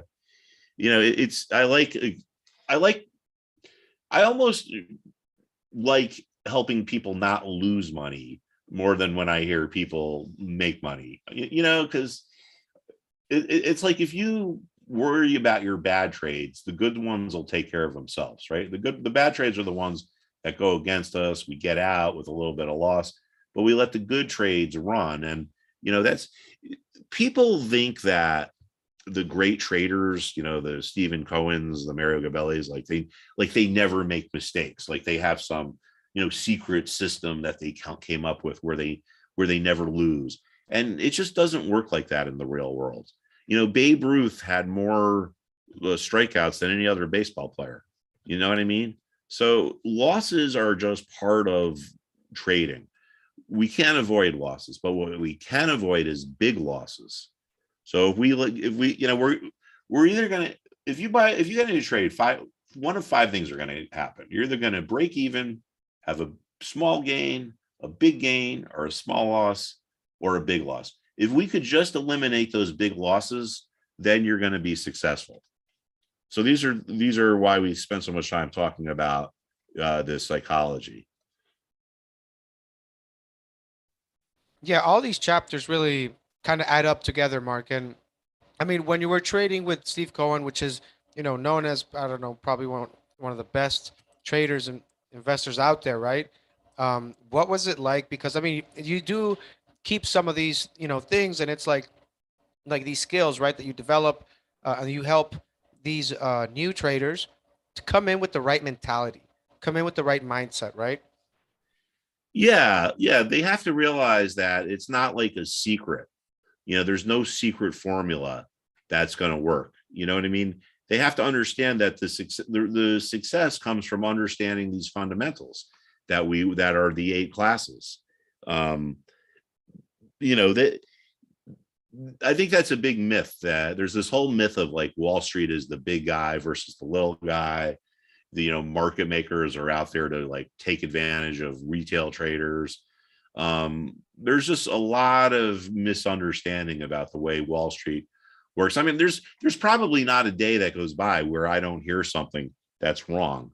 About, and even in like things like the Wall Street Journal, or so-called reputable sources, we see stuff that's wrong. But yeah, I mean, that makes it enjoyable for me to teach the students. So I think that we're making some differences to people, and I think it's a good thing so far, and I think it's going to continue too, Rodrigo. Yeah, and so what are some things you are looking at? Um, and that you will obviously, I guess, follow up into school. Let's say, like let's go over maybe some stocks that you might think, have some important levels to look out for, um, so that we can follow up on them in the Okay. school. Because I know that tomorrow, well, everybody, just so you know, everybody that joins today, keep in mind you're getting a free laptop. You get Benzinga Pro included. You enter a raffle where if you win, right, you have to join today. But if you win a fully paid trip, the flight, you get, hotel, food, drinks, everything. Like we'll take care of it. And so that you can go to the FinTwit conference in 2022, May, and you can meet Mark Putrino because Mark's going to be there as well in Vegas. So yeah, that's what you guys get here if you go today. But uh, Christopher, before we do get into this, Christopher Grow has an interesting question. What made you leave, the big Wall Street world, with all these fellas there? Because the last firm that I worked at was a great place to be. And the gentleman who owned the place and who hired me retired. And the younger people that came in and took over basically destroyed the place. And, I just got sick of, frankly, working for people that was smarter than, so the guy that hired me, I don't mean it about him, but the younger guys that took the place over that destroyed it, just made me, basically the firm was really kind of going out of business. So I was going to be, forced out. Not that I was going to be forced out, but the firm was going to close because, ultimately the portfolio managers decide what stocks to buy, and the traders decide how to buy them. And I was a trader in this role. And the portfolio managers, if they're buying the wrong stocks, you could be the greatest trader in the world, and you're going to end up in a position that I was in. So, I was at one. Well, I'll just kind of give you a little thing, a little biography, and then I'm going to go through what I'm going to be looking at this week. And then at that point, I got to wrap things up because I have some obligations I got to take care of. But let me just kind of give you my career, right? 1999 through 2005, I get a job as a head of trading. Well, I in the late 90s, Mario hired me out of business school. So I spent some few years there, and then I spent time working for Cohen because that was a monetary decision. And then I left Steve because I had a chance to go be a head trader somewhere. So I went to this place, which is no longer, they went out of business. They were called Lombardia Capital. But so I was there from 2000 to 2005. All right. Now, there was a West Coast partner and an East Coast partner. There was a New York City office and an office out in Pasadena. And there was, it was like the West Coast rappers and the East Coast rappers. It was like this war between the partner in the West Coast and the East Coast. To make long story short, the partner on the West Coast won the battle. So they decided to shut the New York City office. And they said to me, Mark, we love you as a trader. We'd like you to come out to Pasadena and be our trader. Well, it just so happened that was on a Friday, and my twin daughters were born 2 days later on Monday. So not only did I lose my job, I had my two daughters born within a matter of like a week. But anyway, things were booming then, or things were going well. So I found a position at a hedge fund, a startup hedge fund in Greenwich, which was where I was living. That place did very, very, very well. It grew. The people that ran it were literally probably the cheapest people I've ever met in my life. Literally, I'm talking about a guy who might be worth $100 million, who goes to Europe and stays in places that don't have internet access. He stays in hostels, and I'm not even exaggerating. So anyway, after there, I was like, these guys aren't straight with me on money, blah, blah, blah, blah, blah. So I decided to make a move to my last firm where I was at for 5 or 6 years. And, had the gentleman who started the place not retired, I'd probably still be there. But he was in his 70s, and he made all his money. So at that point, after, 3 gigs over a 15-year period, I said to myself, what am I going to do? Do I want to go back into the money management? Do I want to go have my fate be in someone else's hands again? And the answer was no. So I said, you know what? I kind of, I saw all this garbage about the stock market, all these online publishers that were, everywhere from incompetent to fraudulent or whatever you want to call it. So I said, I think this would be a good fit for me here to teach people. So I ended up going to another place, and there just wasn't really much room for advancement there. So I came over here to Benzinga, and why am I a teacher? It's because it's just a lot more fun, man. I'm done with the rat race. Like as far as I'm concerned, I paid my dues, man. It's like, I still, I'm not like a zillionaire, and I still need to work between now and when, the good Lord takes me at some point. But this is just a lot more fun teaching. Let's just put it this way. I paid my dues, and I decided, let me get out while the getting's good. And anyway, here I am. So that's my little bio there for you guys. In those years, I've seen some pretty interesting stuff happen. There's probably, I almost can't even imagine something I haven't seen before. I think this is a great moment, Mark, really to just like let everybody know here some things that because you traded with Steve Cohen, which is a multi-billionaire, 27 billion. You traded with Mario Gabelli, which is $34 billion assets under management. These are all monster legendary people. that you traded with. So it just seems like, because it's great to meet the instructor, right? Really get the background and understand really, the experience that you bring to the table for these folks. And born to be free. Good to see you in the chat, my friend. His teaching is legit, folks. I'm in the class and he has made me understand how to be a trader. Shout out, Born to be free. He's there every morning. Oh yeah. Hello, born to be. Thank you. Yeah. Thank you. Thank you. Yeah, Empower appreciate the honesty. I mean, at the end of the day, and I think even like algos were like starting to get in the game at that time. I mean, that was like because that kind of changed the whole industry, right? When the machine started doing everything, correct? Well, I don't Or know. no? That's algos are neither good nor bad. You know, like when I was a trader, I would use algorithms to execute my trades. Uh, I'll give you a perfect example, right? A simple algorithm. I put it into my machine. I want to buy 10% of the shares that trade on Apple. So at the end of the day, if Apple traded 1 million shares, I would have owned 100,000 shares. You know, an algorithm could be that simple. An algorithm can be incredibly complex. Like you could set it up as you're a buyer. If the stock starts to go lower, you become more aggressive. Or if the stock starts to go higher, maybe you become more aggressive because you think it's going to continue. There's so many different algos and algorithms.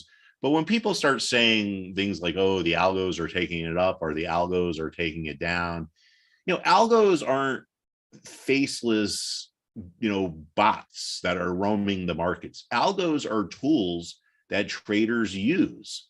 Um, and here's the thing, right? They're algorithm makers. Like for instance, Goldman Sachs develops algorithms. Goldman Sachs will come to people that are hedge fund traders like myself and say, hey, we want you to use our algorithms. Our algorithms are better than the ones they make at, say, Morgan Stanley. So we want you to use our algorithms. Is the Goldman Sachs algorithm better than the ones Morgan Stanley makes? I mean, I don't know. They're to me all pretty much similar, but you have all these different trading venues out there. And let's go back to another myth I like to expel, this whole concept of a dark pool. All right. A dark pool is not good nor bad. A dark pool is a private stock exchange for all intents and purposes. 100 years ago, there was the New York Stock Exchange. Now there's like 60 stock exchanges. If you're Goldman Sachs or if you're some huge hedge fund, you just develop your own exchange so you don't have to pay fees to go to another exchange. So these particular algorithms, like if I use the Morgan Stanley one, it might not go into the Goldman Sachs pool because Goldman Sachs is a rival. So Morgan Stanley's not going to want to help Goldman Sachs with their liquidity, right? So these algorithms could go out to all these different places. Algorithms have been around since I've been trading. They've become a lot more complicated and complex. But like a dark pool is neither good nor bad. As a matter of fact, it's almost a misnomer. I think the term dark makes people think like it's like, oh, dark, like the dark side, like Darth Vader. When they first started pitching these dark pools to people like me 20 years ago, their whole thing was like, oh, it's dark. No one's going to see your trading. It's a dark pool. It's invisible. That was their pitch.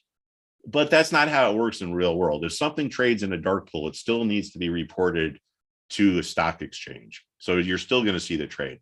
So me as a buy side trader, as a hedge fund trader, if I needed to buy a big order and I put it in my algorithm, I don't care where it went. I just wanted to get my trade bought. I wanted to get my stock in, and maybe the Goldman Sachs algorithm, I could put something on a Goldman Sachs algorithm, or I could put something on another algorithm. And you could see like maybe the Goldman Sachs one gets executed faster than the other ones. So there were some particular algorithms I really like to use that were, I think they were Bank of New York ones that were really good. But that's what an algorithm is. It's not really, it's a tool, just like a carpenter has a hammer and a nail. Well, you might have on your trading desk, you get this big order to buy. All right, buy 1 million shares of XYZ. Well, maybe I put it in my Goldman Sachs algorithm myself. I could do that on my desk. Maybe I call up Goldman Sachs and say, hey, I want to buy this stock. Maybe they put it into their, a different algorithm, right? Maybe I call up someone and try to get the trade done manually. Maybe I have an algorithm that's designed to buy a stock really aggressively if it starts going higher, because the assumption is it's going to keep going higher. Or maybe I have an algorithm that's designed to, if something goes lower, to buy more aggressively, because now you're getting at a cheaper price. So think about it. Something goes up, you might be buying it more aggressively because you think it's going to go higher. Something goes down, you might buy aggressively because you think it's a good price. Something goes up, you might program it so your algorithm buys less, because something goes down, you might program it so your algorithm buys more. So algorithms are not something that we should fear. And as a matter of fact, I can probably guarantee you that when you place a trade with your order at TD Ameritrade or IBKR or whatever it is, it goes into some kind of an algorithm. It's not just going to the exchange, it's going through their algorithmic trading things. So that's why we shouldn't fear algorithms and we shouldn't fear dark pools. These are neutral things. They're not something to, Right. be pro or against. And that's the thing, like you really do help clarify, because there's a lot of, I guess, misinformation right out there. I know that's something that, I mean, is so prevalent in today's thing, and a lot of YouTubers and like gurus and things like that. So some people have to unlearn a couple things in some cases, Mark, right? Oh yeah, there's no doubt about it. One of the things that really kind of is interesting too is that this whole concept of like, the big guy is trying to take advantage of the little guy on Wall Street. Now let me like explain how this works, right? You could have, I guess, called me one of the big guys, not the big guy, but I know I know what I'm referring to, pardon me. But say I'm one of these big guy hedge fund traders, right? What am I trading? What money am I trading? Who are my clients? Who are the clients of the hedge funds? The last fund that I was at, our biggest fund, our biggest account, the two biggest clients were a church endowment and a teacher's pension plan. If you were a California teacher, you have money in a pension that's probably in hedge funds somewhere. So I'm the big guy, I guess, but I'm ultimately trading on behalf of the little guy. The hedge funds don't run Wall Street. That's a big myth. The top of the food chain is the big places that need money to be managed for them. If you're the state of California teachers, you probably have tens of billions, if not hundreds of billions of dollars. Someone has to decide who is going to manage that money. That's where the hedge funds or the institutional money managers come into play. They want to manage that money because they make fees off of it. So the hedge fund is ultimately at the end of the line trading for the little guy, right? And traders are conscious of that. These hedge funds are typically not these big oligarchs just throwing around their own money. Steve Cohen, I guess, now he's got a family office and I guess maybe it's all his money, but he didn't get rich just by making himself trade. He was trading other people's money that he made them rich too, So that's a big myth of this whole little guy versus a big guy thing, or that the market makers are out there to rip off the little guy. I spent 2 years as a market maker, and I can honestly tell you, never once in my head did I ever go to work thinking, oh, gee, let me go see how I can rip off the little guy. The way it works is you have your buy side and your sell side. That's slang. It has nothing to do with buying or selling. The buy side are the firms that need to pay commissions to get trades done. Those are your hedge funds, your mutual funds, people like you. You need to pay a commission to get a trade done. The sell side are the brokers. They get paid to execute trades. At brokers, they have market makers. Market makers are people that have a specialty in a specific segment of the market. If I'm at a hedge fund and I call up Goldman Sachs and I say, hey, buy me 1 million shares of this bank stock, they're going to give it to their bank market maker. And that bank market maker is the person at that firm who trades all the bank stocks. and they're going to be working the order on behalf of me, trying to get me a good price, knowing that I am trying to get my client, who is ultimately the little guy, a good price. So this whole concept that Wall Street is all these like, oligarchs that are out there looking to like rip off the retail trader, that's just not how it works in the real world. That maybe that's how it works in, I don't know, in Wall Street bets chat land or whatever, but that's not how it works in the real world.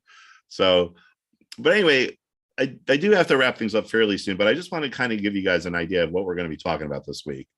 And this is something I'm going to send to all our students, or actually post in the chat room. But so what are we talking about? Flight to safety, bond market crash, trucking stocks, and obviously commodities and oil. So S&P, this is the main thing I'm looking at right here. We talk about our important levels. 451. This level on SPY has been important for months now. Market fell back here in December, found support, right? Falls, it becomes resistance. Remember what we talked about. Support can become resistance, right? Now we go down, we get back up. Resistance became support. Now support is broken. If this 451 level becomes resistance, and over the last 3 days it has been, there's a good chance we're going to start to go lower. And first stop 440, if that breaks, I think we go lower. So we're going to be watching this whole flight to safety and see how this plays out. Basically, the stocks that are considered risky or perceived to be risky, like technology, are going lower.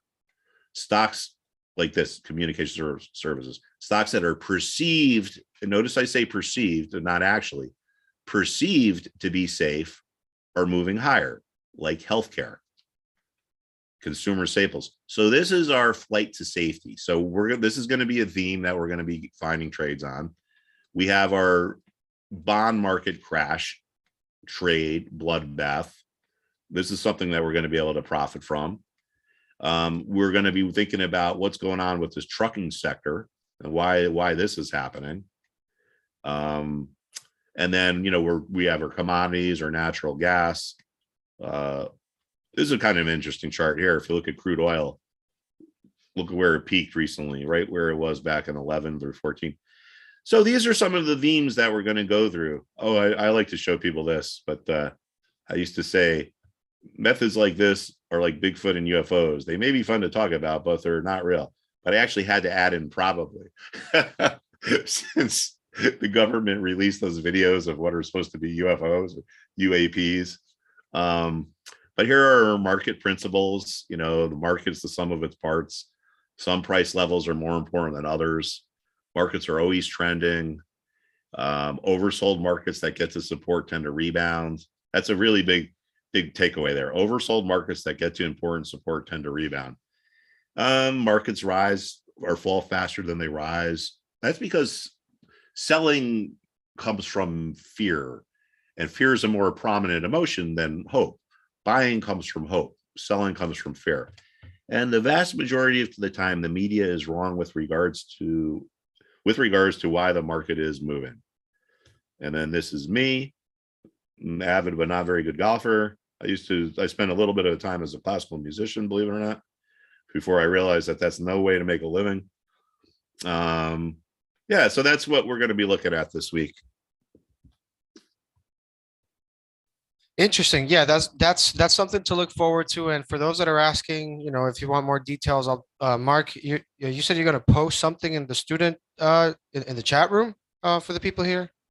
Well, I was going to put this my notes in the chat, but I mean I can if the people that are here today want this, I mean I don't mind if they get it. Yeah, so so basically once you guys join, you'll be able to find that in Mark Putrino's, is it the trading chat, Mark Putrino's trade ideas, right? Well, this is something that's new. I'm going to start doing this every week. Every week. Yeah, just just to help us with the students in class. So we just, it's kind of like their note, they can keep notes on it or whatever. But yeah, so this is what is now going to be our weekly preview. So this is weekly preview number 1. we can call it. Yeah. But yeah, so I'm gonna post this obviously to a place where all the students can have access to it. Okay, so just to clarify, right, because we have a lot of students here. So basically, Mark is going to be doing this new, right? Just today is the announcement that Mark is going to be doing this new weekly approach, and this is all. I mean, I'm looking. These are all charts with levels. So this is like kind of like, hey, these are the stocks that I'm looking to trade, possibly around these levels. And you'll send And that it's every week. and it's this is if there's a stock, yeah, that's really doing something big, I'll put it in here. But this is more, I just kind of want to focus on the sectors because this is where we get a lot of our good trade ideas. Like I said, well, there's this flight to safety that's going on where stuff is coming out of tech and going into healthcare. Well, eventually healthcare might, if this is a flight to safety and the market does start to go lower, we're going to see healthcare roll over. So that'll tell us, let's delve within the healthcare sector. We could trade XLV, just the ETF, if we wanted to, but we could probably get a lot more bang for our buck and find something that's going to move a lot more if we start going through healthcare sector stocks. Mm-hmm. Maybe we find the ones that are the most overextended. And because if they're the most overextended, then they're going to have the biggest reversals. So basically, you're just like you used to meet with all the other traders there in the morning to see what everybody was feeling out in the market. You're basically going to do this with the Benzinga Trading School with the students and pretty much, have the stocks, ETFs, whatever that you're looking at and how to trade. So this is a trade focused meeting. Is that correct? Yeah. Yeah. This is the type of stuff we would be talking about in a meeting. What's going on in the market? Oh, well, tech's weak, healthcare strong. And then, from that foundation, that's where we come up with our ideas. I mean, we could say, all right, well, tech is weak and you could short this, but there's nothing wrong with that. But if we're right and this thing breaks 151 and goes to 142, well, there are probably tech stocks or inverse ETFs that are going to move way more. So a big part of it is figuring out the best place to have our capital deployed. Where do we get the best bang for our buck, so to speak? So we use the sectors to get ideas of where the market's moving, but then we delve into the sectors to find the actual stocks that we're going to use to trade. That's it. Yeah, and there's many different approaches as well that you teach the students, right, in the school, because it's really, I guess, like it gives you the right formation, right? Because it gives you the right strategies, the right approach, and you cover everything 1 to 9 because you actually even cover the psychology aspect, the investment psychology aspect. But I want to mention really quick, we're starting chapter 1 begins tomorrow, Mark. Yeah. Yeah. Okay, so basically everybody that joins today, on top of all the stuff I'm giving you, that I totally hooked you up, and somebody here is going to win a free, fully paid flight to Vegas, and food, drinks, everything, conference. There's a conference, the FinTwit 2022 conference. You'll meet Mark in person too, which is going to be fun. On top of all that stuff that you're getting, the free laptop, and of course, you're going to get tomorrow, number 1, chapter 1. So you're going to start chapter 1, right? So tomorrow, chapter 1 begins, and you're going to be able to start with the rest of the class that we're all pretty much coming back. And we're, again, going through our cycle, right? Going through our classes and lessons. And I highly encourage you to go to the prior recordings to get up to speed and see, really, because Mark drops so much valuable information every session. And it's all about the community. Like Born to Be Free understands it. Cypher gets it. Like Born to Be Free is saying, it's built around sharing ideas and building a trading community. We are stronger if we share trade ideas. And you have some really loyal folks out there that really appreciate all the help you've done for them, Mark. I think Born to Be Free and Cypher are like the top 2. With some of the top, and they're always engaging, participating. And I'll tell you that is the right mentality that you need to have when it comes to learning. When you really need to be asking questions, because if you're not asking, you're not getting that, information down. So yeah, I think you give them all the access, right? Q&A sessions, office hours, all that stuff. All my students are my favorite, but some are more favorite than others. And Cypher and Born to Be are 2 of my more favorite ones because they're very interactive. So I appreciate it, guys. Yeah, and that's the thing. Like, people help each other out. And that's something that you're not going to see too much out there. Like, if you go to these public chat rooms, like I've been around, I've been doing this already. So I can tell you that, it's not, you need to you need to be in the right environment if you're trying to learn. You can't have a lot of distractions, join my Discord. I just made, $5 into like, half a million, these sort of things. This is we're seriously trying to teach people something here, and we're really truly trying to make a difference for the best for them in their trading career. You could take this for 1 year and be totally successful, and that's fine. We did our job here. We helped you get ahead, and if you want to stay with the ongoing mentorship, with the ongoing trading, the ongoing education as the market fluctuate, because the market from last year is never going to be the same one as the market from next year. It's always changing, it's always evolving, and it's always in motion. So really, that's why a lot of people choose to stay, because they do want to continue to have that support, that community aspect.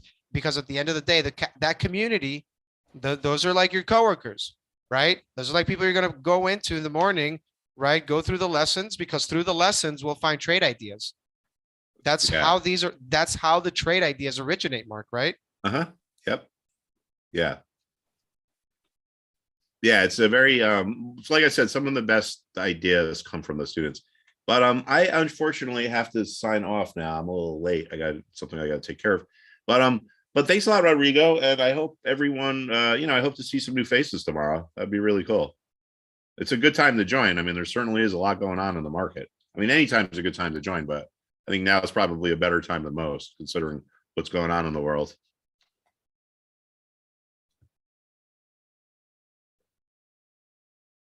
All right, guys. I guess I will talk to you soon.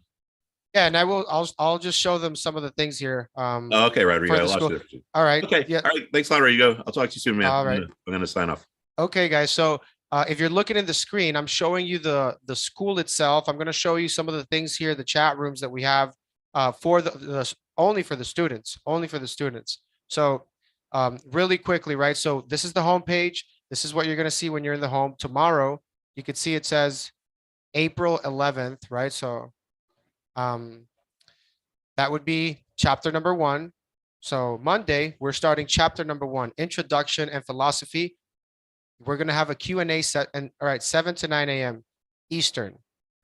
And then from 12 to 1, we're going to have the midday update, which is basically a Q&A session. But keep in mind, we also do the live Q&A as we are going through the lesson in the chat, because when you are in the live class, which I'm going to show you right here, you click live.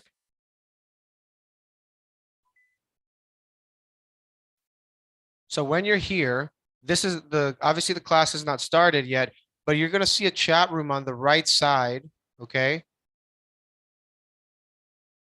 And this is the chat room that we have, which is only for the actual live class, so that people here are talking about like what we're talking about the lesson, right? This is the live class chat, you could call it, right? Born to be free right here. I mean, Born to be free is in the YouTube chat, but I mean, he's there. You could see him. These are real people. So that you see, we got Dan in the house, Ben. So you can see Baghdadi, what's going on, Baghdadi. So yeah, you also have a chart there. So that chat room, guys, is where pretty much, we're talking about like the actual lesson, things that we're going here. I don't know what's going on there, but it looks like they're cracking some jokes there. About GameStop. I don't know. But I mean, this is an ongoing conversation. People have fun, people enjoy. They're learning, they're trading, they're making money. It's really a good place for you to really, put yourself around. Someone's even talking about the ruble and the US dollar there. So, I mean, the range of conversation in the school it's eye-opening when you're new, but I'm telling you that the more you know, the better. There's no way that knowing more is like going to hurt you. It's obviously only there to help, right? That's why people go to school, to learn, right? It's pretty straightforward. So let's try to come back up here. Now, some of you guys are asking where are the recordings? So the recordings. Yeah, Jerry, send me a quick email. Maybe there's something we can do, but let me show you guys the recordings there as well. Hold up. So I clicked video library. As you can see, you have the Friday office hours. This was recorded last Friday. And you have the Q&A session for chapter number 8, the actual lesson that we had on chapter number 8, all the chapters labeled, right? So everything is pretty straightforward here. The recordings are there. My favorite class, again, the investment psychology, because if you don't apply the right mindset, the right, and this means a lot of different things in trading, but if you don't apply if you're not trading with the right mindset, with the right mentality, nothing will help you. Because you need to know what your weaknesses are as a trader, like where find your mistakes, what am I doing wrong, that sort of stuff. And the trading school helps you identify those weak points that you have as a trader, those strong points that you have, and also how to improve in the weak points. This is not just about, okay, I need to improve my technical analysis, or I need to get better at selling, or I need to get better at my entries. That some of these classes are specifically for that. Almost all of them, they all work together, they all combine. But if you don't apply the right mentality, mindset, approach to it, there's no strategy that's going to help you. So that's why I think the investment psychology is definitely worth it, Jerry. But it's really hard. Every trader has a different percentage rate. Obviously, they're not telling me, they're not like keeping a spreadsheet and telling me every trade they make, but they do reach out and they speak out, and they're pretty loud, and they're there in the chat, and you can see them. They're pretty vocal. You can go to the YouTube chat. You'll see Cypher and DMG. I think Cypher paid for his entire subscription in like I don't know if it was a month or two. I don't remember. But people have different experience with trading. Obviously, there are different trades in the. Oh, let me show you the trades. So this is all the education, right? Keep in mind, I'm showing you the lessons of the education of the classes, but let me show you the trade ideas. So let's go to the top here. We're going to click on chat, and I'm going to go over these chat rooms, and I'm going to tell you exactly what they're for. All right. So we have a student trade idea chat room, and they all have sound notifications. So Cypher is pulling up some interesting stuff here. Let's see what Cypher is talking about. Cypher is talking about sector rotations. Again, like the community here is so awesome, like sharing stuff here. Cup and handles, board to be free. Everybody's going all in with the student trading chat room, man. Everybody. I love to see the participation. I love that.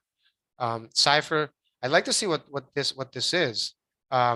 Sector rotations. So I mean, it's pretty nice to have people like Cypher in the chat, like helping you out, giving you nice access data points here. I think this is all interesting. This is all super valuable. I think we have some really smart students. We have some students that have had some amazing progress, and you can see it. And they tell you, obviously, once your P&L also is a good indicator as well, and that's been good to them too.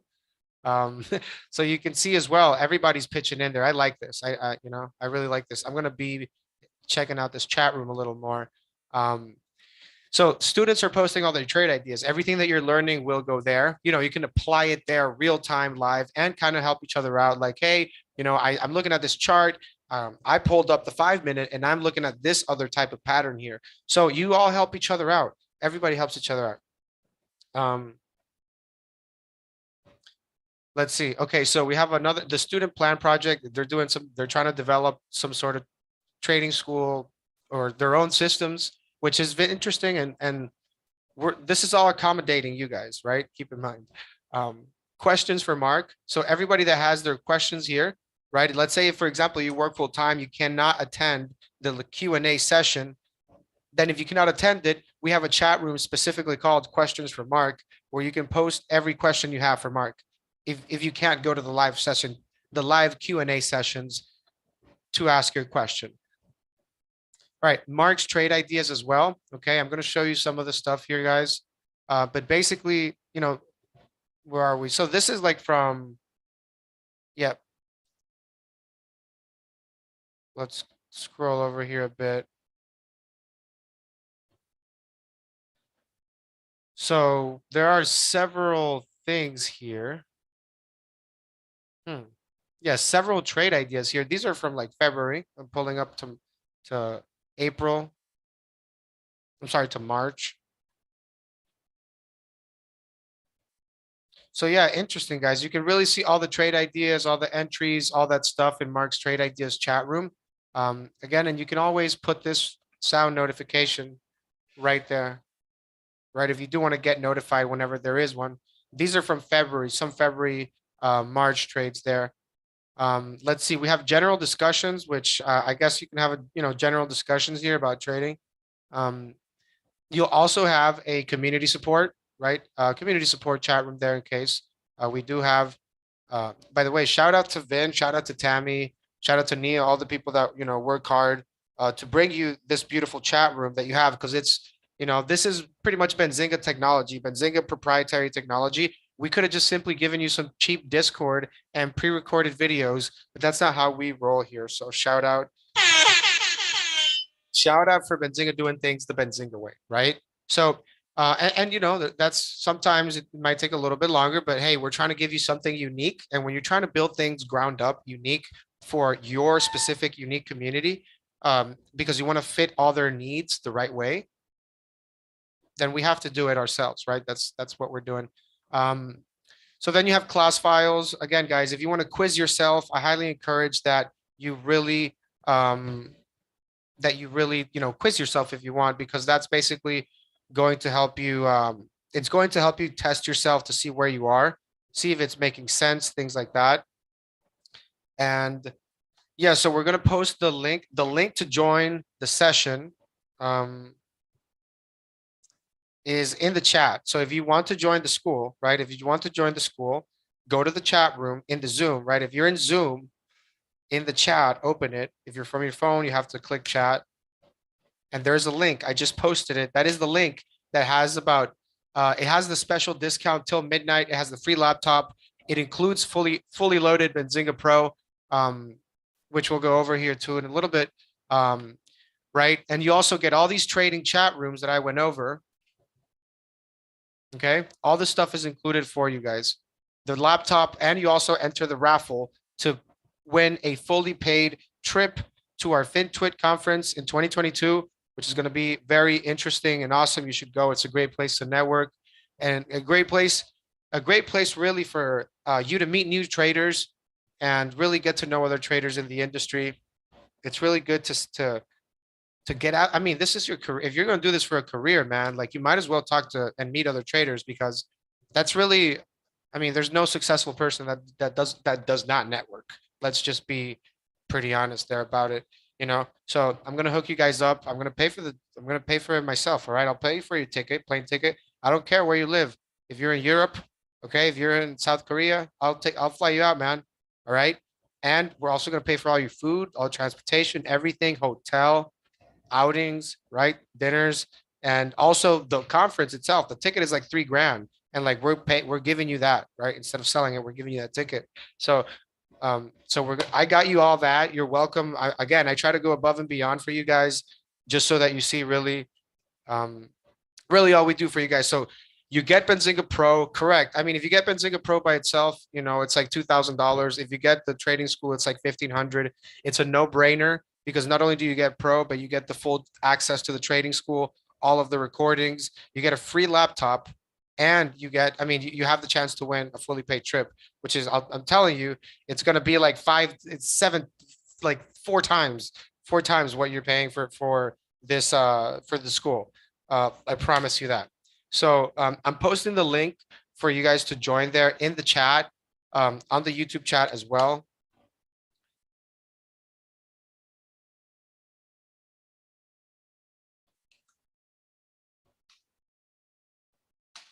All right. So let's go over a couple of questions here. So G21, good question. At what hour and region this class will start? So classes are Monday to Friday, right? And Monday to Thursday. Okay, yeah, you saw it. Yeah. Okay, perfect.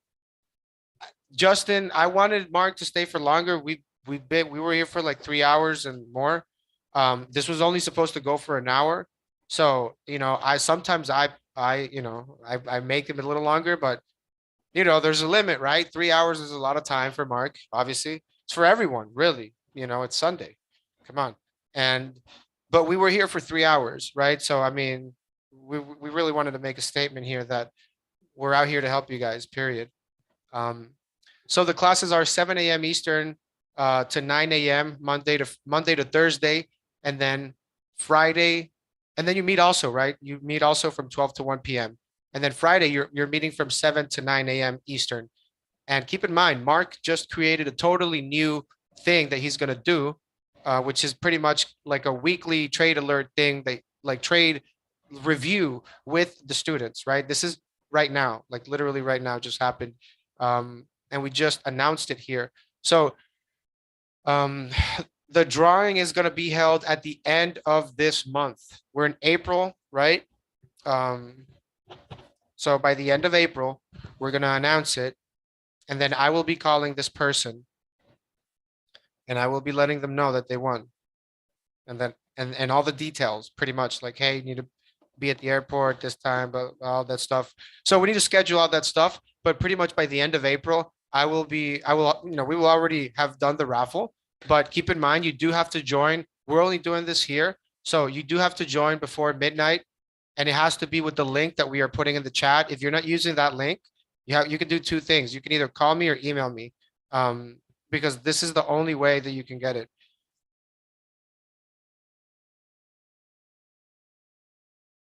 Jerry, who do you mean? Mark Putrino? You talking, is that a yes? So the drawing is gonna be held at the end of April, Empower, just to answer your question there. Mark Putrino is, I mean, he's traded with the best. I mean, it just depends, famous for who? Famous for people that, you know, like it just depends. Like for people that are in investing and trading, yes, of course. If you do know, right? If you're new, you're not gonna know. Like who is Steve Cohen or Mario Gabelli, right? But yeah, popular for what? Like popular pop music or popular like for trading and investing. Um, because it's more of a niche. It's more of a smaller crowd, obviously, But when it comes, if you do know, right? I mean, at the end of the day, numbers matter, right? So let's just review here really quickly. Like Mark Putrino traded with Steve Cohen, um, with which he has about $27 billion in assets under management. So at SAC fund. And then you have Mario Gabelli, who has about 34 billion. So Mark Putrino traded at those firms with those people directly. So if your name can be mentioned in a sentence with those people, I mean, yeah, that means that you're trading with somebody that's been in the big leagues, pretty much. Yeah, and he's really focused on education. He likes educating. He likes the students. The students are really nice. It's a great community, man. I'm being like straight up with you here. I would be there all day, but I'm pretty busy here, and I could tell you that sometimes I wish I'd be there all day, but then I need to catch up with stuff. So, and sometimes it's not even, to really pay attention to the lesson. It's just because everybody's in the chat, talking about this and that, and it kind of it's like a good way for me to get information of what's happening in the markets because like I said, more eyeballs, it's just way helpful. It's and way better than doing this alone. Just for the community aspect, you should do it, in my opinion. Um, Jerry, he's good at explaining things so everyone can understand. You're welcome, man. You're welcome. Yeah, man. I mean, I'm a trader myself, so I know where you guys are coming from, and I'm here to help you. Like I'm on your team. I swear, trust me. I'm the guy that is gonna. I was the one that convinced the people here to pretty much get this free ticket with like a fully paid flight, fully paid hotel, fully paid food, transportation, drinks, all that stuff for the conference. So I'm trying to hook you guys up as much as I can with the limits, obviously, that I'm allowed to do so. Um, Empower Legend Cohen. They have a great documentary on YouTube. Yes, they do have a great documentary on Cohen. Absolutely. But look, this is what matters, right? Your instructor has actually gone out there and done this himself. It's not like some of these people that call themselves instructors. It's like, no, this guy actually traded with the best. It's that simple. So um, that's really some of the great things that I think you guys have just because he's your instructor as well. And you're going to get trade ideas from him. So Some people were asking about Benzinga Pro. Yes, it is included. I'm looking at Disney. No reason in particular, just because it looks pretty horrible. Um, but you can look at other stocks here in Pro, right? Another one I was looking at was Milan Technologies. I called this one out when it was like 99 cents. I got in, got out like at 180. And then really it sucks because it went up like way higher. I think it went like to $4. But this was like at the early stages. This was like in the February pop. So February 28th, before it made this massive move higher. Um, so I felt smart after, right? But then it went up higher and I didn't catch up. I didn't follow up on it. But this is something that I found on my scanner on Benzinga because it was just way oversold for no damn reason, and they actually have some good news coming out with like EVs and stuff. Like the battery is supposed to last a long time. That was like the initial pop. And then I don't know, but well, by the way, I do know that we did release some PR, um, meaning that the company announced news through Benzinga. So they did put out some breaking news. I'm trying to find it here. Here we go. Shout out to Soul Train here. Um, all right, so let me show you what the Benzinga exclusive is because you guys get this included with the trading school. Let's see. Mulan Automotive CEO David Mishery now interviewing on Benzinga EV List Maker Conference.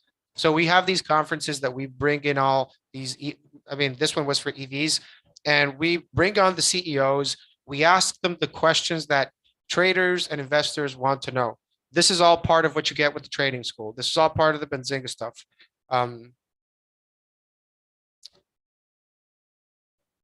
Yeah, good stuff, Jerry. So you're getting this. This is all part of the trading school. Again, keep in mind you get Benzinga Pro. So it has the links to the interviews.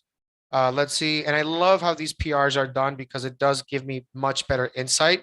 And then that's really important in moments when seconds, things move pretty quickly. So David Mishery says company ensure they are not going to have any delays in short-term future.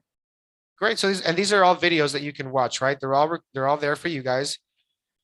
And this is great because you can see how Benzinga really brings you value across the board. You really have, I mean, not only Benzinga Pro, the scanners, all this stuff, we're actually interviewing the CEOs, doing conferences for you guys. We talked with we had executives from Microsoft, Tesla, Ford, Lucid, Rivian, Xpeng, Neo, Arcimoto, Mulen, Helbis, EVgo, ChargePoint, Aligo, Luminar, Intel's Mobileye, Wejo, and we had more people present.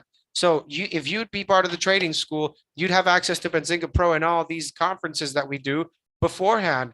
And do you want to know what happened in Mulan Technologies whenever they went into the conference? Do you want to know what happened? I'll show you.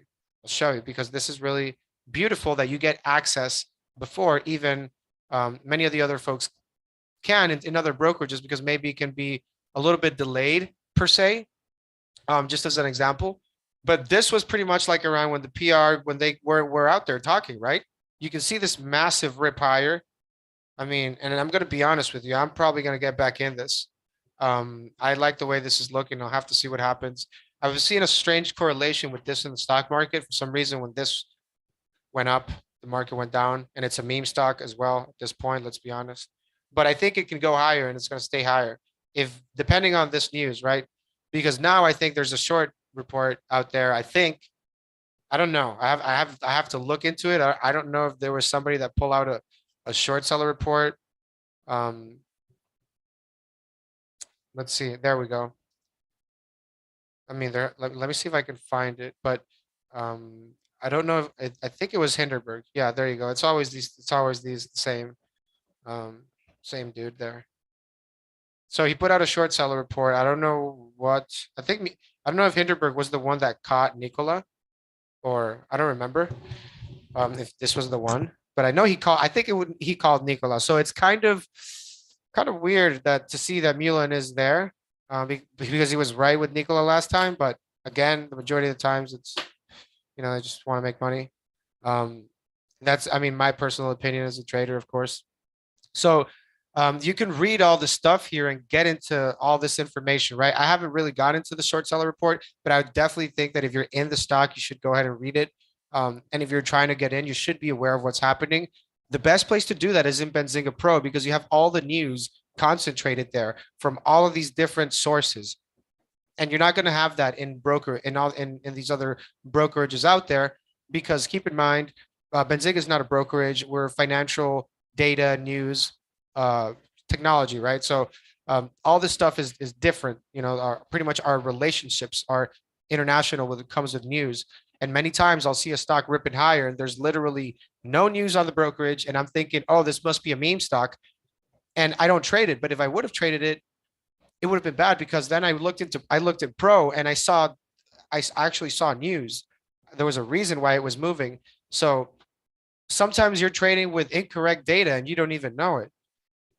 And you know, that's why I just think you should just skip all this stuff and just get, you know, join the school, get Benzinga Pro, get everything that's included. There's no reason not to, honestly.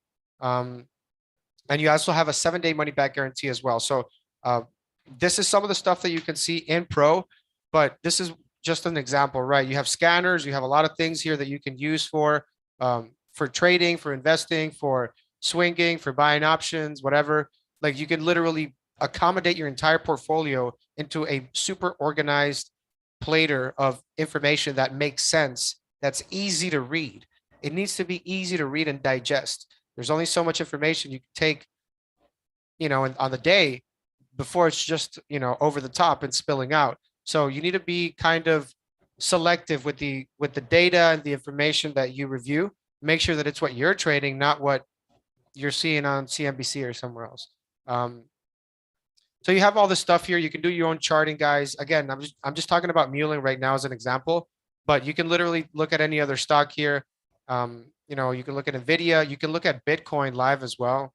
You can look at Dogecoin too. I don't know if you guys like that. Bitcoin might be going up. This is a hash rate. Let's look at Bitcoin itself. Okay, there you go. Um,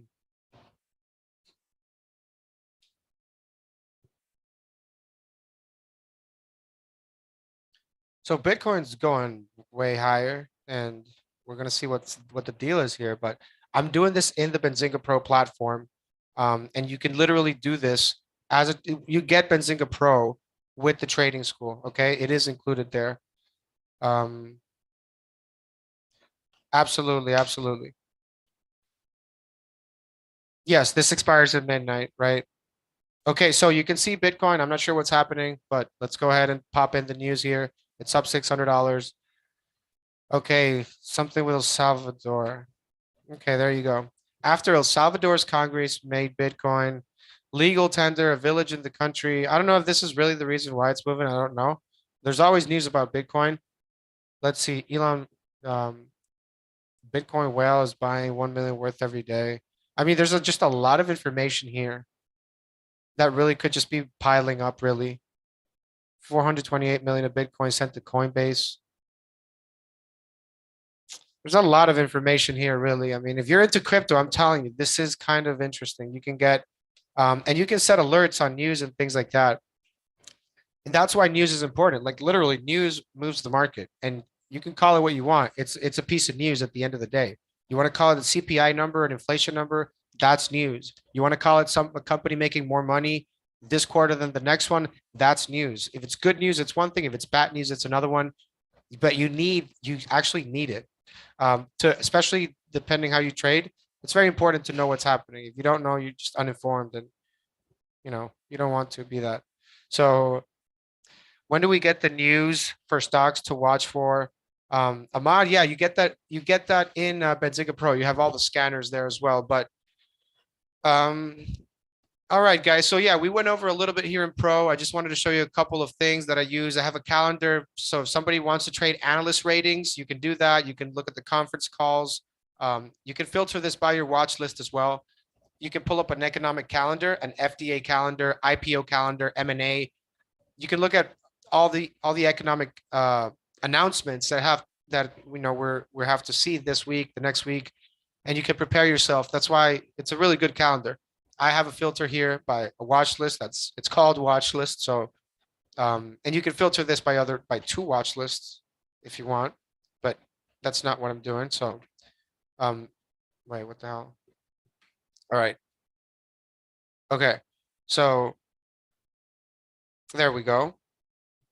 Now in the analyst ratings, it's pretty interesting because you can see the name of the analyst, you can see the firm, and we are developing here a proprietary smart score and an overall success rate because we are following certain analysts, we're following their recommendations, we're putting them up to the fire.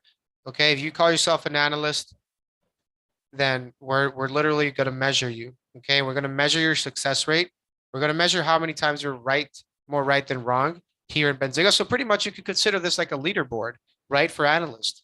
We want to make sure that that you're following the right analysts. A lot of people do straight up just analyst trades, and it's a good trade. You know, sometimes you can ride a 1-2 day trade on a quick call, and you know it's a strategy. So people do it. You know, and also you have to look at the firm. You have to look at the analyst. Some analysts have more weight than others, to be honest. There. Um, so you'll get the smart score, all this stuff. Keep in mind, this is something that we're still developing there, and you'll be able to see what they're doing if they maintained it, if they downgraded, upgraded, terminated, initiated, all that stuff, um, everything, and the date, of course, right? You can filter this. So that's one of the things you can do there. You have a scanner here, which is the only pre-market and aftermarket scanner, literally, and you can see pretty much all. Let's see what the hell is this Chinese stock. Okay, 900%.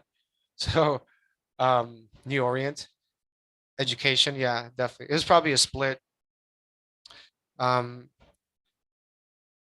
so in this, here's what you can do. You can filter this by pre-market, aftermarket, regular trading hours, and by session, 1 hour, 1 week, month, year to date, minutes, and you can even filter by the sectors so that you're focusing on the sectors that you want.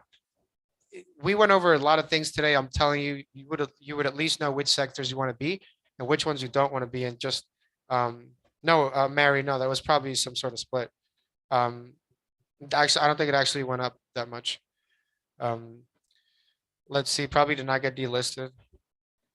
Let's see. So you can pretty much filter all these sectors, and you can pretty much select what you want to trade. So if you want to trade energy, financials, healthcare, industrials, information technology, all that stuff, you can filter that. The other thing you can filter it, and I do this, and I think I mean it's up to you really, but I'll tell you why I do it. So I pretty much have a market cap minimum of 2 billion. I try to weed out like the small cap stuff. For the volatility, it's very easy to short and very easy to like just manipulate too much, I feel. So you definitely want to find at least a company that's a bit more mature. I'm not saying 2 billion is mature, but it's more mature than, you know, under it, I feel, especially if you get these very, very low floats, low market cap stocks. Now with the price, I like to stay above $10. I do want to see a stock that is holding a double digit price. It does give me more confidence to get in there as well. So you can filter this by all this stuff here. This is one of the tools. You have a bunch of different tools here, but if you do want videos on how to use all this stuff, just send me an email. Keep in mind, Benzinga Pro is included in the trading school. Okay, Benzinga Pro is included in the trading school, so you'll have full access to all the stuff, the news, being able to chart here, Bitcoin, if that's what you're looking at, or if you want to look at, you know, something like Dogecoin. We can see Dogecoin looks like it's up 8%, it's up 1 cent. Something's going on. Something happened, or who knows? But I mean, I'm sure the people in the school are already all over this stuff. We do have some people that trade Dogecoin and Bitcoin there, really. So so yeah, guys, we're gonna leave this stream running here for a little bit, but just keep in mind this is gonna expire at midnight. So do it before that time. If you see a laptop, Musk is pumping it. That's cool. If you see a laptop on the checkout, okay, make sure that you know that you are getting a laptop. So if there is a laptop on the checkout, that means you're still getting one. Okay, that's the first thing. For those that join, if you have questions, there's a contact number as well that you guys can also contact, right? And reach out. So if anybody does have questions, feel free to reach out. We're going to be, you know, helping out here. So The contact will be in the chat room as well, name and email. So if you are in the Zoom, open the chat and just send a quick email there, right? And if you're on YouTube as well, call, email if you have questions. So, all right. So without further ado, guys, just want to give a shout out for all you guys for being here. Shout out here to Tito, our most recent here, Benzinga Trading School student. Great having you here, man. Again, once you join, you will have access to Benzinga Pro immediately and to all the other stuff. You'll get the laptop. You'll have the same login for the trading school than you will for Benzinga Pro. And once you sign up, you're going to get an email that it's going to say like laptop delivery or action required. And you just open the email and you fill out the address. You know, you have to open the form, you fill out the address, but we'll send the laptop after day 7 because we do have a 7-day money back guarantee. So after day 7, that's when we ship out the laptops. If for any reason you don't get a laptop, you have to contact us because very likely you didn't fill out the form and there's no address to send it to. So make sure that you're doing your part. If for any reason, you haven't gotten it or something like that.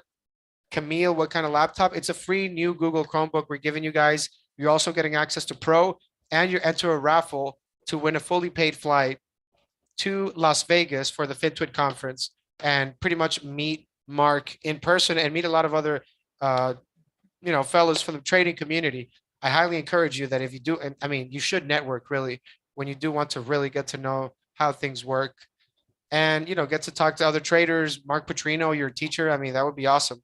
So yeah, guys, shout out to all you guys for being here. Good stuff being on a Sunday. I'm going to go ahead and tune out here, but keep in mind, if you have questions, just reach out. There's an email and a number that you can call. It's on the chat room in Zoom and on the YouTube side. Thanks for Mark Putrino for being here, the former hedge fund manager, Cypher, Born to be Free, all the amazing people that we have here that are part of the school already. I suggest you join in, see what it's all about, test it out, see how you feel about it. And anything else that you need, feel free to ask questions. We'll help you out. So with that, folks, thanks for being here. And we're going to see you guys next time. Hopefully, we'll see you guys in the school tomorrow. Because also, by the way, Mark is posting a special trade alert post today. So make sure that if you join, you pop into the chat room because that's where he's going to be putting that. So yeah, that's it, folks. We'll see you guys next time. I will see you in the school tomorrow.